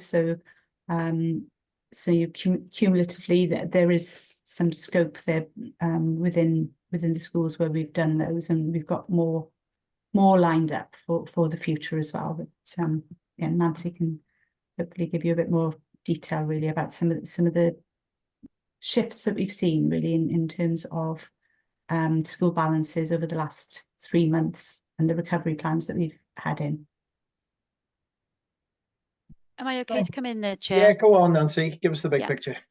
Yeah, so in terms of the latest positions for schools, since Q2 for 23-24, we're seeing just around £500,000 improvement on the cumulative position of our schools. And so that's a better position than like say where we were previously for Q2. And I've spoken to heads since this side of Christmas, and that potentially that figure may improve as well. We've still got another 3 months of the financial year really in respect of 23-24. Looking ahead then, if I may then, in terms of some of the figures that came before scrutiny in November around forecast balances at Q2 that took us past 23-24, we have seen a reduction of the net deficit predicted by £500,000. Around £500,000, and that improvement then is seen to increase then to nearly £1 million on the 25-26 cumulative position. So we are seeing significant improvement in the balances, and we've obviously then, as you're aware, and we discussed the scrutiny at the time, we've had a number of schools where there've been in-depth reviews.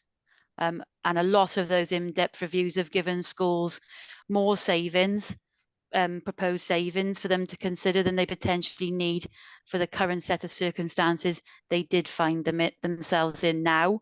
And those in-depth reviews then can be used by our schools and officers to work collaboratively together to look at whether any further opportunities can be taken from those in-depth reviews, to look at the balances now that schools will have in terms of the funding once we've run the funding formula now and provided schools with their draft funding figures after February half term.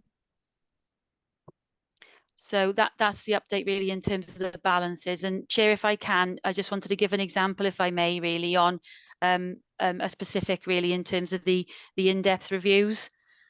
So we had one of our schools where we were close to nearly £1 million in terms of a deficit by the end of 26-27.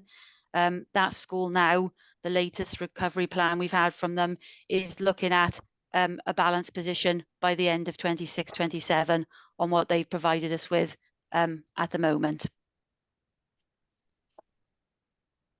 Okay, thank you to the three of you there for giving us a quick understanding of delegated budget. Members, I'm looking to questions, comments. Councillor Aled. Thank you, Chair. Thank you, Nancy. I'm Ari hefyd. Diolch yn fawr. It'd be good to have that in, what you've just been saying there, Nancy, in a form of a note, so we can properly understand the movements that have been over the third quarter. And I don't know if you've got your third quarter figures should be in by now. So you've got the forecast position for end of year as an overall balance, positive or negative. Should be slightly positive now if you have £1 million shift. I think it was 100k negative before, isn't it? Now it should be almost £500,000 positive, which is good news. Clearly, there's a range within the schools. But I've got to take up issue with the way the delegated budget has been presented in the papers. No sort of pressures have been put against the various pay award columns. There has been a demography element there, and no other pressures have been identified or savings within that delegated budget. And clearly, a 4.2% increase is slightly below the average increase that all services are having across powers. The average increase for all services is 4.3. Schools delegated is 4.2. But it's more or less average. So care needs to be taken when saying it's that schools is a clear priority, and it's the first budget I've seen where adult social services is quite a bit higher spent than the schools delegated. But there's also added funding from post-16 and early years or foundation phase to come in. Do we have a date of when that is likely to be announced? And is there any information on the grapevine of how much, but is it going to change much from this current financial year? Also, I know I've had a to and fro about the total spend within this financial year when you add the more or less, well, possibly £5.5 million reserves now rather than the £6 million reserves added to the delegated budget. And it takes it well above the level of delegated budget available for schools this year. And most schools, well, overall, schools do not have the reserves in the next financial year to top it up as they've done in this current financial year. So clearly there'll be a big squeeze on that. So there's a huge amount of work to do on my understanding of this to give me reassurance that schools will not see a worsening position overall of their budgets over the next financial year. I'm not convinced that we won't see that worsening position. Thank you. Nancy's got her hand up. Thank you, Chair. Yeah, just to come back on Councillor Allard's, some of Councillor Allard's points, really, just in terms of what we're doing collectively as a local authority with our schools in supporting them. So obviously I've mentioned the in-depth reviews, and savings will be very much dependent on those individual schools and the learner and pupils, and what the need is across those schools, and that's what some of those in-depth reviews then take into account. We've also got then that clear team around the school approach. So at finance meetings now, and we've always followed this approach, and it's become a lot stronger in recent years, where we ensure that we've got, as far as we can, school improvement officers, HR officers, and finance colleagues, really, in terms of that support to our schools. We're requesting recovery plans, Councillor Allard. So we have already requested 23 recovery plans for the 25-26 financial year. So, trying to support our schools to look ahead, like we do as a local authority with our FRM, really, and how we plan there. And schools obviously are always in receipt of 3 to 5 year budget plans. So, some of that work has taken place already, because schools are working constantly to 3 year plans.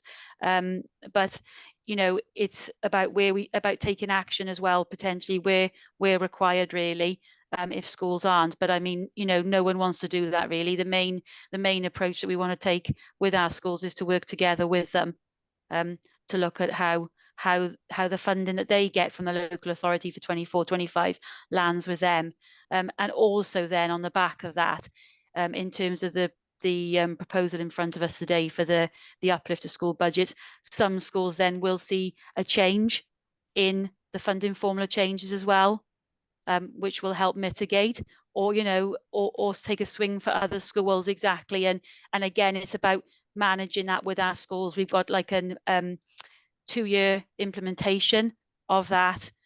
So it's really, like I say, that real collaboration with our schools, taking action where we need to, but having that in-depth review for our secondary, all age, and any of our other schools that are required. We've had another school now that we've done an in-depth review in for January. They requested that in-depth review, and it's something that I'm putting to some of our other secondary heads and all age head teachers as well.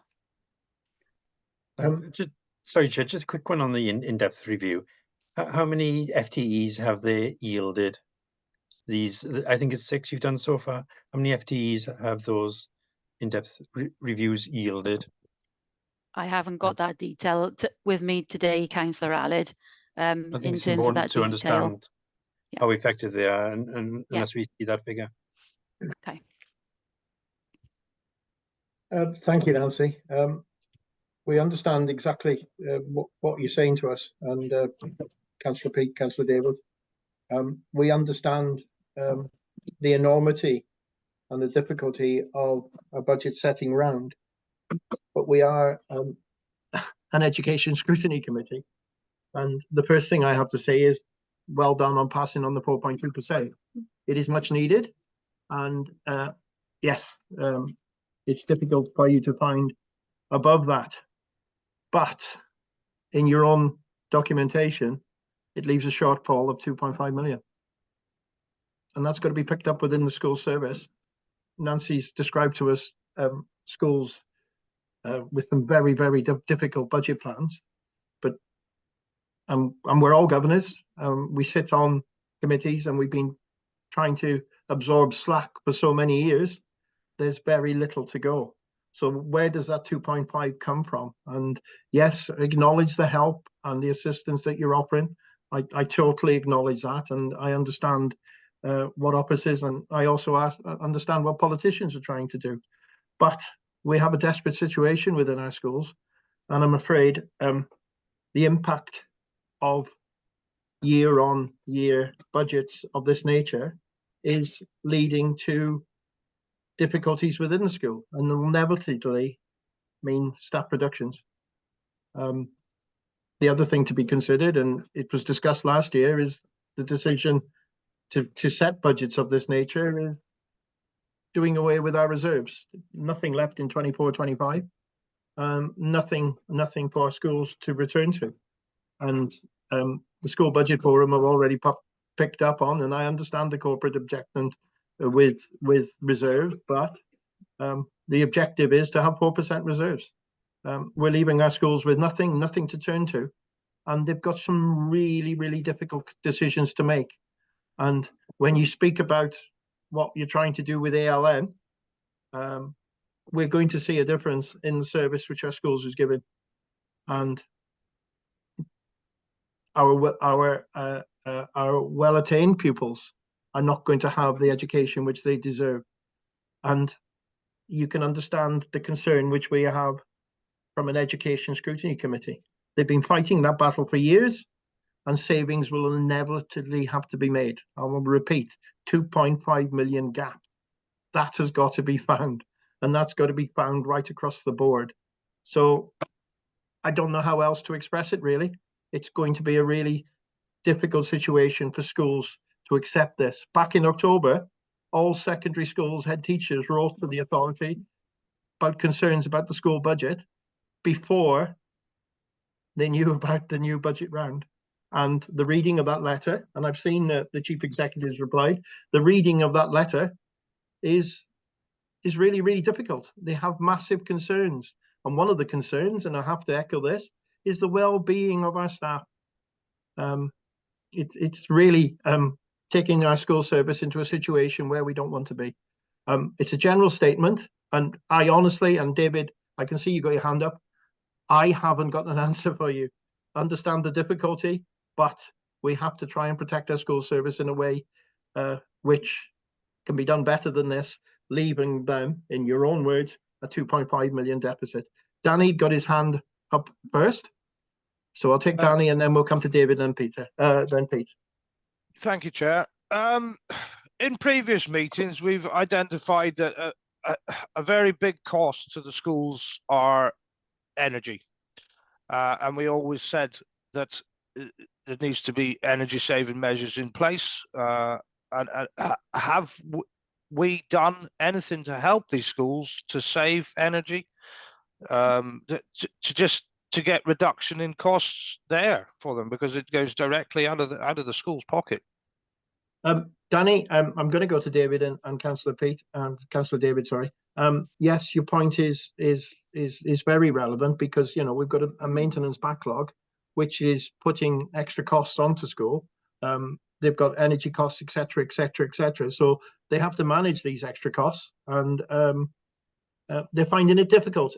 Councillor David first, please.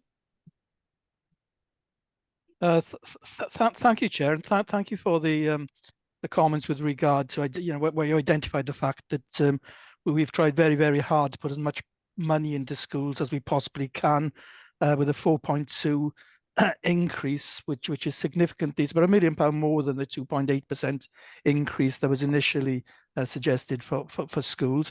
And I think, as mentioned earlier, if you actually look at the increases to the delegated budget over the last 4 years, in 21-22 it is 2.4%, 22-23 3.7%, last year was 6.2 because we had a very generous settlement, and this year we're proposing 4.2, so that is significant investment in schools. I accept the fact that the challenge is there, and in the reports that we've submitted for you all to read, we highlight that. We are concerned about the challenges, but we're confident that we've got an excellent team of officers working with schools, and as was explained to you earlier by Nancy, they're beginning to show positive results, and it's very pleasing to hear of one school in particular where they've got £1 million deficit that it'd be back in surplus within 2 years. With progress like that has to be applauded, to say the least. With regard to some of the other pressures in school, I think the good news is that the inflationary pressures are reducing significantly now, so that's going to help as well along the way. But the one point I would make, Chair, is the fact that I don't have the comfort of looking at this in isolation. I appreciate, that you're a learning and skills scrutiny committee, and you need to look at the education aspect of it. But I have to look at the impact of what we actually delegate to all the different service areas from our settlements on all services. And when Councillor Alice suggested, that 4.2 wasn't that significant, that some services are having significantly more, I think he was obviously referring to adult social care, but it has to be mentioned as well that some services aren't having anything, no increase whatsoever. That's how serious the situation is. And you also got to bear in mind that where we'd be talking about pressures perhaps of 2.5 million within schools, which I'm confident can be managed, within 4 years, we're looking at pressures of £64 million as an authority as a whole. And the last thing I want to see is this authority going into bankruptcy, because that's not going to help anybody, schools in particular. And that's the challenge I've got. So I do believe that this is a responsible delegated budget for schools that we've actually implemented this year. And I do believe it will be managed properly. And I've got confidence in the team we've got supporting schools. So that's the position I'm in, Chair. So thank you for your comments anyway. Yes, thank you, David. Councillor Peat. Can I just defer to Sarah first, because she's got some comments about the energy, and then I'll build on that. Thank you. Yeah, it was just in response to Councillor Danny's comments. Currently, the Welsh Government are undertaking condition surveys in every school in Wales, and that work will be completed by June. So that will provide us with a picture that we've never had before, in which to target works going forward. Okay, that's good to hear, Sarah. It was my understanding that our authority had conducted that work already. The work was planned, and then the Welsh Government came in with their national programme. Okay, Councillor Peat. Yeah, I did have a short briefing note from property officers overnight around this in case it came up. So far this year on energy efficiencies, we've spent £712,000 on the estate, with an expected spend of 2.4 million next year. This is focusing on new boiler installations in terms of efficiency there, building management controls in terms of improvements to the heating systems, the very simple one in terms of replacement of lighting with LED lighting, and then where it is appropriate, the use of PV and battery to reduce the costs.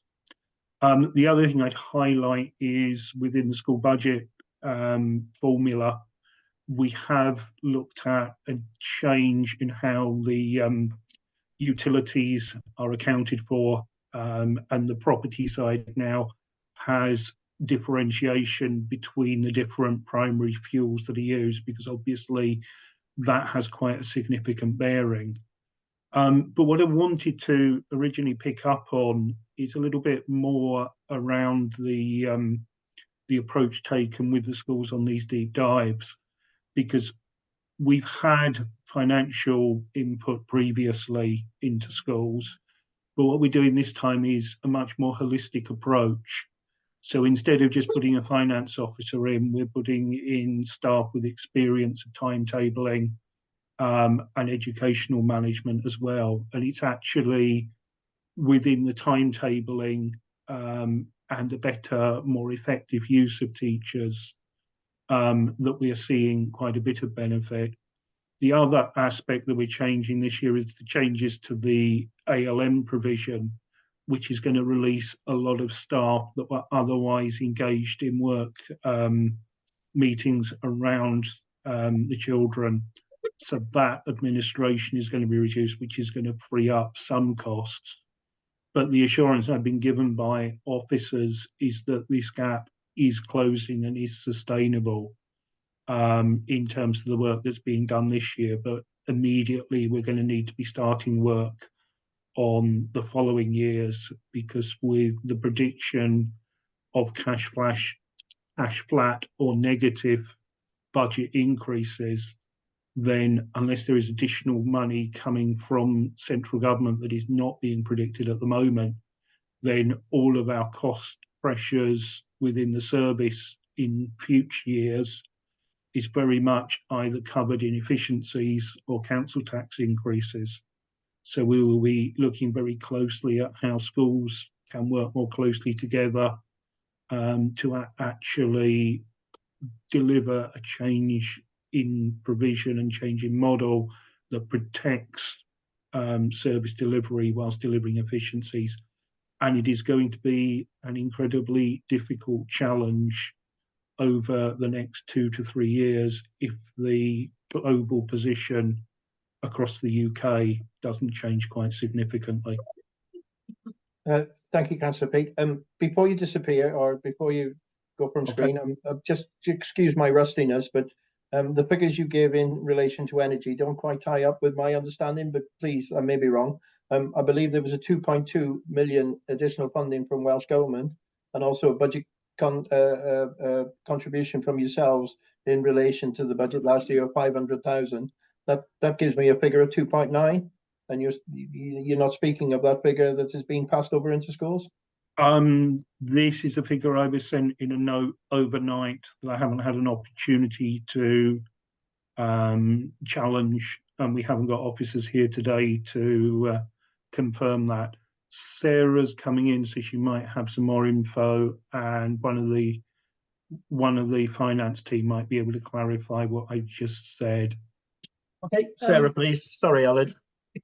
I don't have the fine detail, but I would imagine that that was partial rather than full year expenditure that's been provided, because we're still part way through the financial year.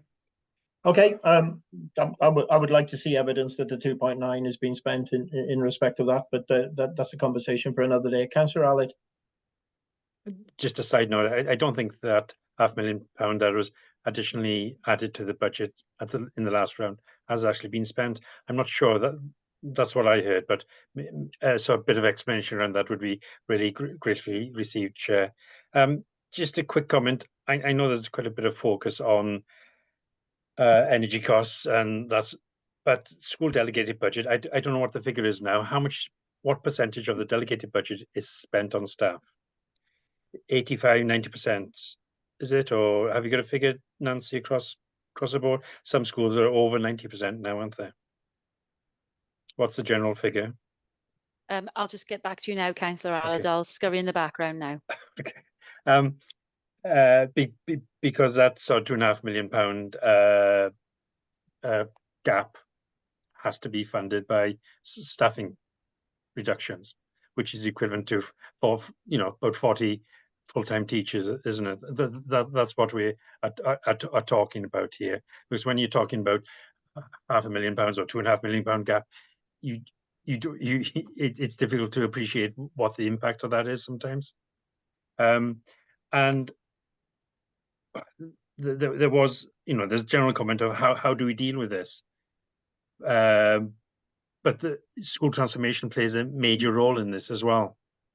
And at some point, Chair, I'd like to bring in the capital programme for schools as well, because that's clear. There's clear evidence of that being slowed down and possibly delaying delivering of savings as well. I've also asked for options, how many options are available to our pupils across the schools, and the impact of the deep dive and the reduction in staffing. What impact does that have on the children? Options available, class sizes, etc., etc. So a holistic picture around those deep dives would be really appreciated as well. Thank you, Chair. Yes, I think those are reasonable requests. In relation, there's no documentation in relation to transformation, but obviously we have had some school closures. I'd be interested to know what savings they brought into the budget. You know, we did endeavour on a transformation journey, which was to help us with our savings. But that capital expenditure is not clear to us now, and I understand what that capital expenditure will make to our revenue budget. But if this transformation process is indeed slowed down, we're not going to achieve those savings which the transformation journey was going to achieve, and that suggests that journey has commenced and we're not seeing services coming into the budget. Marianne. Yeah, thank you. Savings coming to the budget. Go on, sorry, Marianne. Sorry, oh, I've frozen. You'd expect me to come in at this point, so a couple of things. I'd like to give assurances that the transformation programme has not slowed down. Every proposal that we bring to the table has to be taken forward on its own merit. There's a lot of work that goes into it. There's lots of things that can happen during a school reorganisation process, as we're currently seeing. But the programme is there, it's published for wave 2. I've been challenged by the portfolio holder to look at ways of escalating the pace of it, which we're looking at the moment. You've heard the issues with the budget, with school budgets. There's no way that we cannot take forward transformation. And if you look at our cabinet reports now that are coming through on school proposals, you'll see that we're looking at the finances in the round. So it's the impact on delegated budget, the impact on transport costs, catering costs, and also the impact on you know, if we don't take this forward, then what's the maintenance cost of the schools? All that needs to be factored in. So all that information is coming to the table at each stage now. In terms of the capital programme, and we're currently working to draft the new strategic outline programme for the Welsh Government. So that'll be submitted now in March and coming to Cabinet in February. We will have to have quite difficult discussions around this, because the cost of borrowing for improving our school estate is significant, and we're going to have to see what can we afford within the 9-year programme. I think feedback to Welsh Government is that 9 years isn't long enough. I think we need probably 15 to 20 years in order to plan our capital spend in schools. So all that will be coming to the table very soon now. So apologies, my battery's running low, so I'm going to have to switch something off. Okay. Thank you, Marianne. Alad's coming back. Yeah, just very quickly. Of course, it's capital money, it's huge sums of money, and clearly due diligence, etc., has got to be done around capital spend.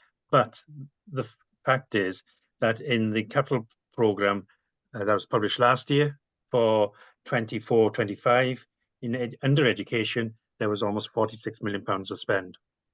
Capital programme for 24-25 in this year's budget paper is £12 million. Clearly, there's quite a difference between 46 and 12 and a half. I can see stuff has been pushed forward years, etc. But it's an indication that I'm getting that transformation is ceasing, and added to that, within the cost pressures in straight after education, I know it's under finance, but there's transformation savings of 110,000 or 200,000 over the next couple of years. It's not in education, but is there any relationship between that and education or not? So there's capital and also the revenue budget. Thank you. Jane's coming in, James. Marianne. I see you've got your hand up, but Jane's going to give a finance view on this, please. I'm just querying that in terms of transformation saving, is it the one within finance that you were questioning specifically? Yeah. I was just wondering if there's a relationship between that one and education at all. No, it doesn't. It's around the transformation piece across finance service, and where we're looking to change the way we do things, and we can release resource that way. So it's not specific to schools at all. Okay, just checking. Thanks, Jen. Sorry, Marianne. Councillor Pete. Yeah, I'd just like to tackle this issue around slow transformation because of build issues. We are on the point of completing the Cadwyn work. The next paper on Senny Bridge will be coming to us within the next 6 months, unless Marianne corrects me. Callan-Irwin has been delayed because it's linked in with the North Powys Wellbeing Project, and we had the pre-planning consultation on Brohudgan before Christmas, and the planning application is imminent on that.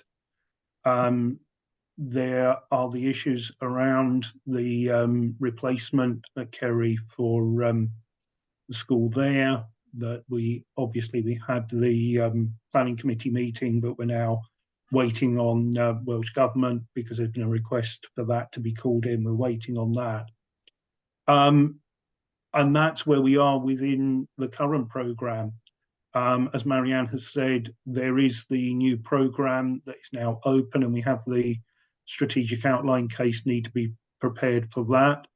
That will be dealing with proposals amongst others in the Llanbathin and Llansanfraid area, and also the proposals in the Cullen Cymru catchment that are being looked to be moved forward and are being finalised at the moment, subject to an affordability review. So I wouldn't say the capital side of it is in any way being undermined. We are in the position where, ironically, and it is so many years on, it seems crazy to say it, we are still reaping the problems that resulted from the Dornus collapse, because that delayed so many projects that it's led to delays in us being able to put forward proposals for other funding, because under the predecessor programme we had to reach a committed level of spend based on what was already in the programme before we could put forward new proposals.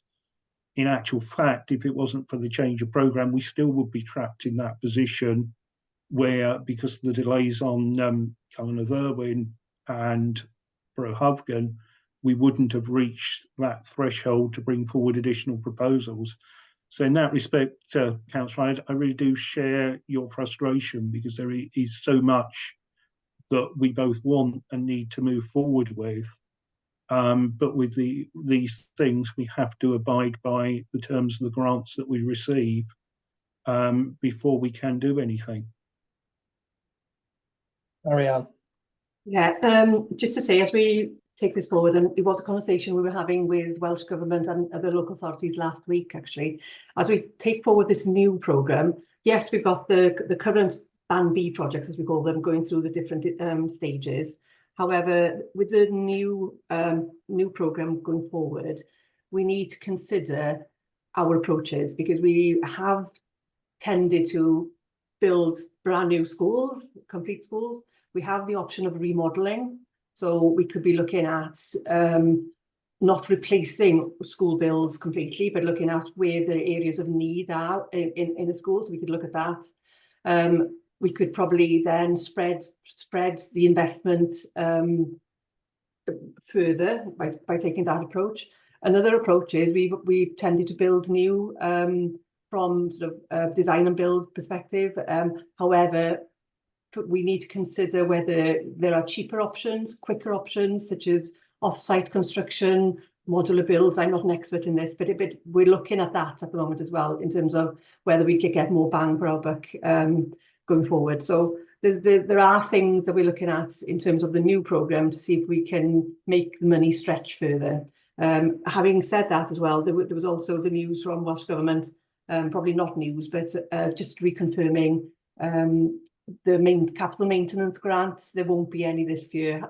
Unlikely that there's going to be any next year. And that's really impacted all the authorities on that call, because that is, how we tend to maintain what we can in our schools estate. So that is clearly an issue for all local authorities. Okay, I'm going to give a final comment to Danny on this aspect. Councillor Danny. Thank you. So where are we at now with the maintenance backlog? Because at one point it was absolutely ridiculously behind and a massive cost. And I'm sure we can all appreciate it that the longer it's left, the worse it gets. Yeah, so I'll just quickly come in there as well. The property guys, the property team have recently done the condition assessment of all schools, so that we know what we're dealing with. That then is aligned with Welsh Government doing condition assessment of all schools as well, but looking at the energy aspects of that. So we will have in a few weeks' time, I think, a very, very good bank of information about which schools are the worst, which schools are okay, where do we need to invest, and that information, we haven't had that updated information across the whole of the schools estate since probably 2009. So a very, very important piece of work coming through from the property team. Okay, when did you say that was due? Sorry, I missed that bit.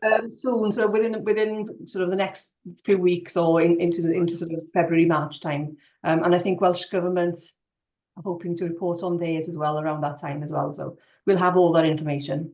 That's going to be valuable for us. So yeah, okay, thank you. Thank you. Thank you very much. Councillor Pete.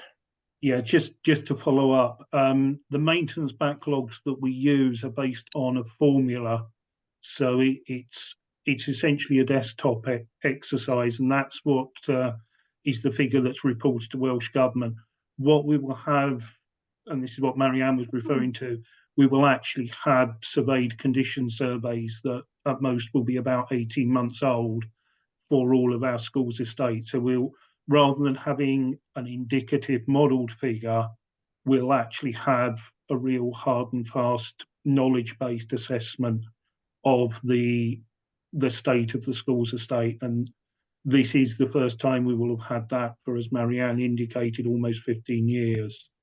So that is a significant move forward. I'm not going to say this is something we have done. I know my predecessors wanted to move forward with this in the last administration, but COVID significantly impacted upon the ability to get onto the school's estate to do this work. So this is a long-term piece of work that's been in progress. Okay, thank you. So we could be in for a massive shock of the real figures then? It could go either way. Okay, thank you. I'm trying to keep a bit of mythology to our meeting. So any other questions in relation to transformation, really? Councillor James.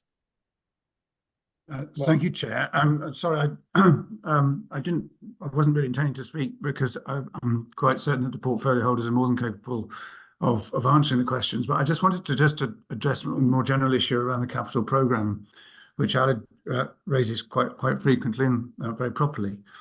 I think we need to have a bit of a dose of realism, and it's very important the council starts to, perhaps relook at its aspirations in this respect.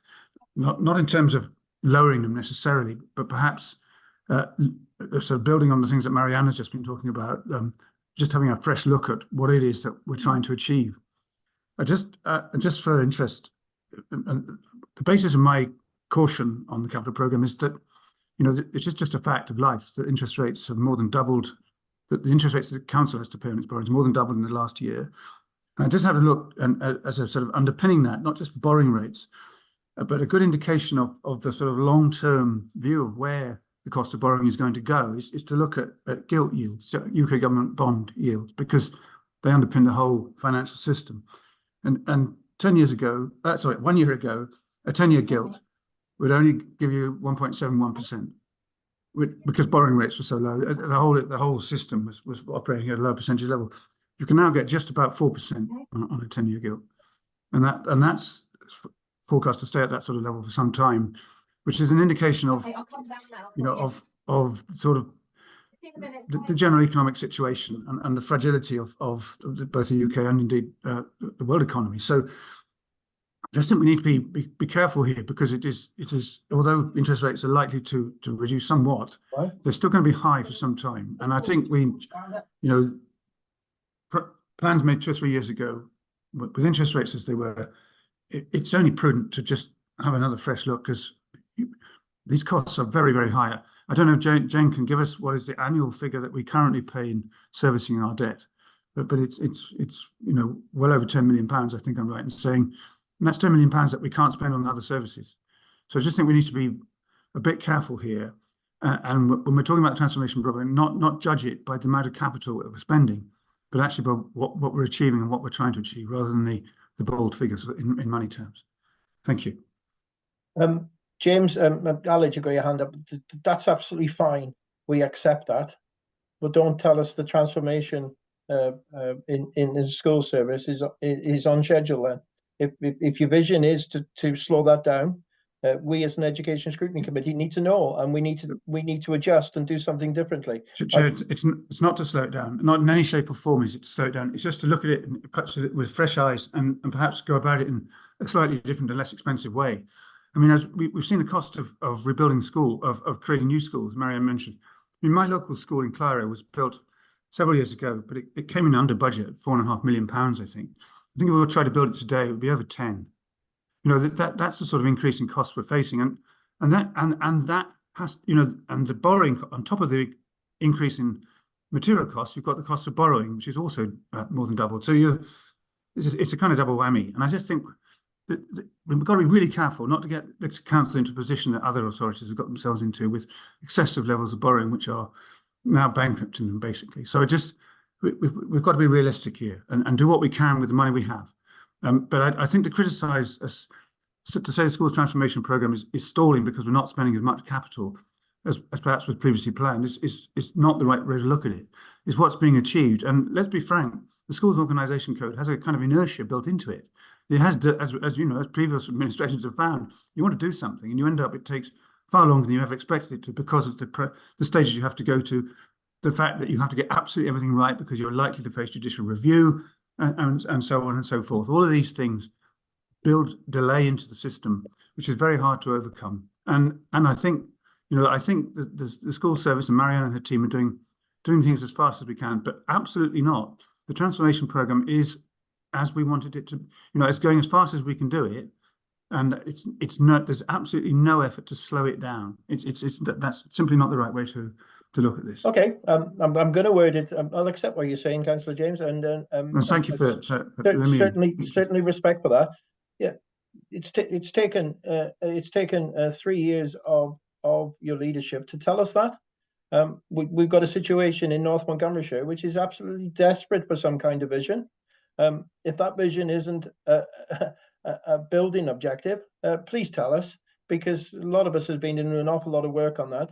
And there may be some solutions out there. I know there's councillors on this committee that believe that buildings isn't the answer. I'm not going to bring you back in now, Councillor Pete, because we've had significant debate on that. But we're struggling with this, and bearing in mind that transformation was seen as a help in school budgets. And I asked the question earlier, have the school closures that have been implemented, have that realised anything in relation to school budgets? Councillor Allard. Thank you.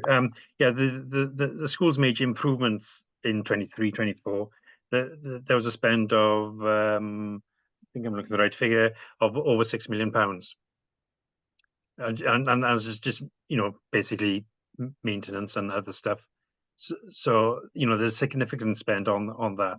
In the long term, I know borrowing has been relatively cheap over the last few years, but we've got borrowing going back 40, 50 years, Jane, haven't we? And the average cost of borrowing is fairly, well, it's slightly lower than it is now, I'm guessing, but not hugely lower over that long period of time.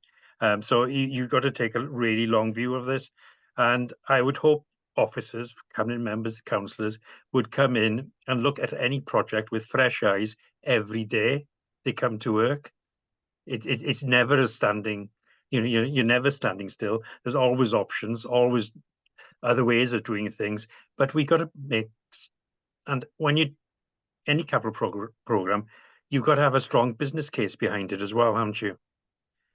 You've got the revenue budget on the one hand, you've got your maintenance budget, and you've got the outcomes for the pupils. So it's a mixture of all three, and so it's that holistic view on where we want our school, our future council to be, and the delivery for supporting the next generation into the workplace.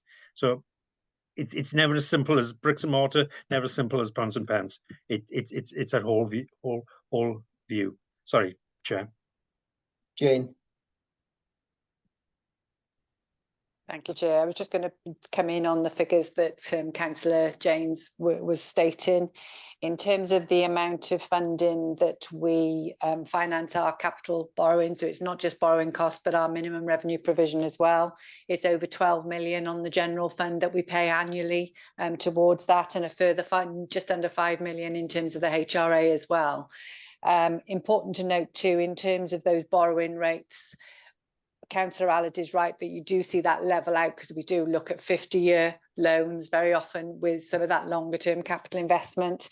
But looking at where we are over the next few years, 50-year money was around 5%, over 5% at some point during the last year, but we are expecting to see that drop within a year down to about 3.9 and still expected to drop further. So we have been really careful about our borrowing. We've not taken out that longer term borrowing now while those rates are high. So we've managed that effectively over the last year as well, and we will refinance then at lower costs into the future.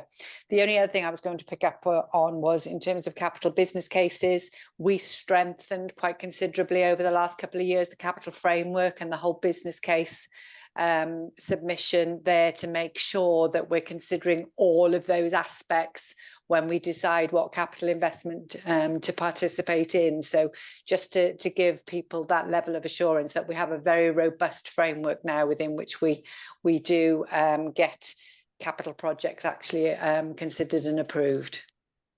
Thanks, Jane. Thanks for that detail. I think I'm going to give David the final word. I think we've explored this now. So David, you've got the final word on this. Thank you. Thank you, Chair. I'll be brief because I think Jane has said most of what I wanted to say, actually. But the one point that I wanted to make was the fact that I don't think it's helpful to, when you're talking about capital spend, to actually pluck out target figures, and then compare them to a target figure down the road, so to speak, because you've got to take into consideration the economic and financial pressures and challenges that are pertaining within that 12-month period, and that determines where you go with your capital spend. You take the opportunity as the opportunity arises.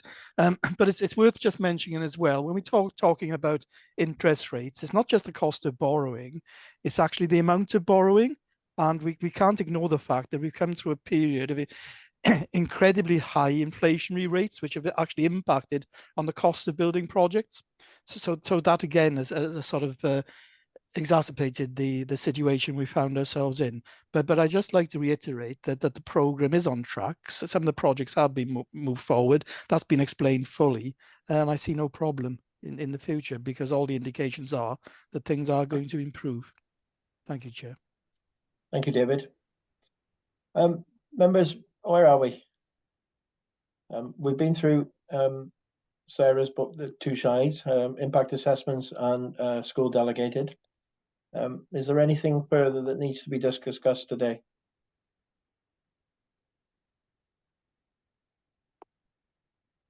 I'm taking that as no. I think there are some answers which we've asked for will hopefully be populated. And I think officers, councillors, you've certainly helped us in our deliberations, and I'm sure we'll have some follow-up on the information which we've been provided with today. I don't want to curb any comments or discussion, so speak up. If there isn't, I really do thank everybody for their commitment today. There's a really good attendance from councillors and officers. I will make the point that I think we're thin on the ground in relation to scrutiny members now. We do have one unallocated place, but I really don't think that the decision to reduce our scrutiny committees helps us in our discussions today. I continually make that point, and it frustrates me. Thank you, everybody. As usual, if councillors wish to stay on for a period of reflection, that opportunity is there. And maybe that will allow us to have a quick discussion on anything with further forward that we need to consider in relation to the budgets. But otherwise, thank you very much for everybody's assistance today. Thank you.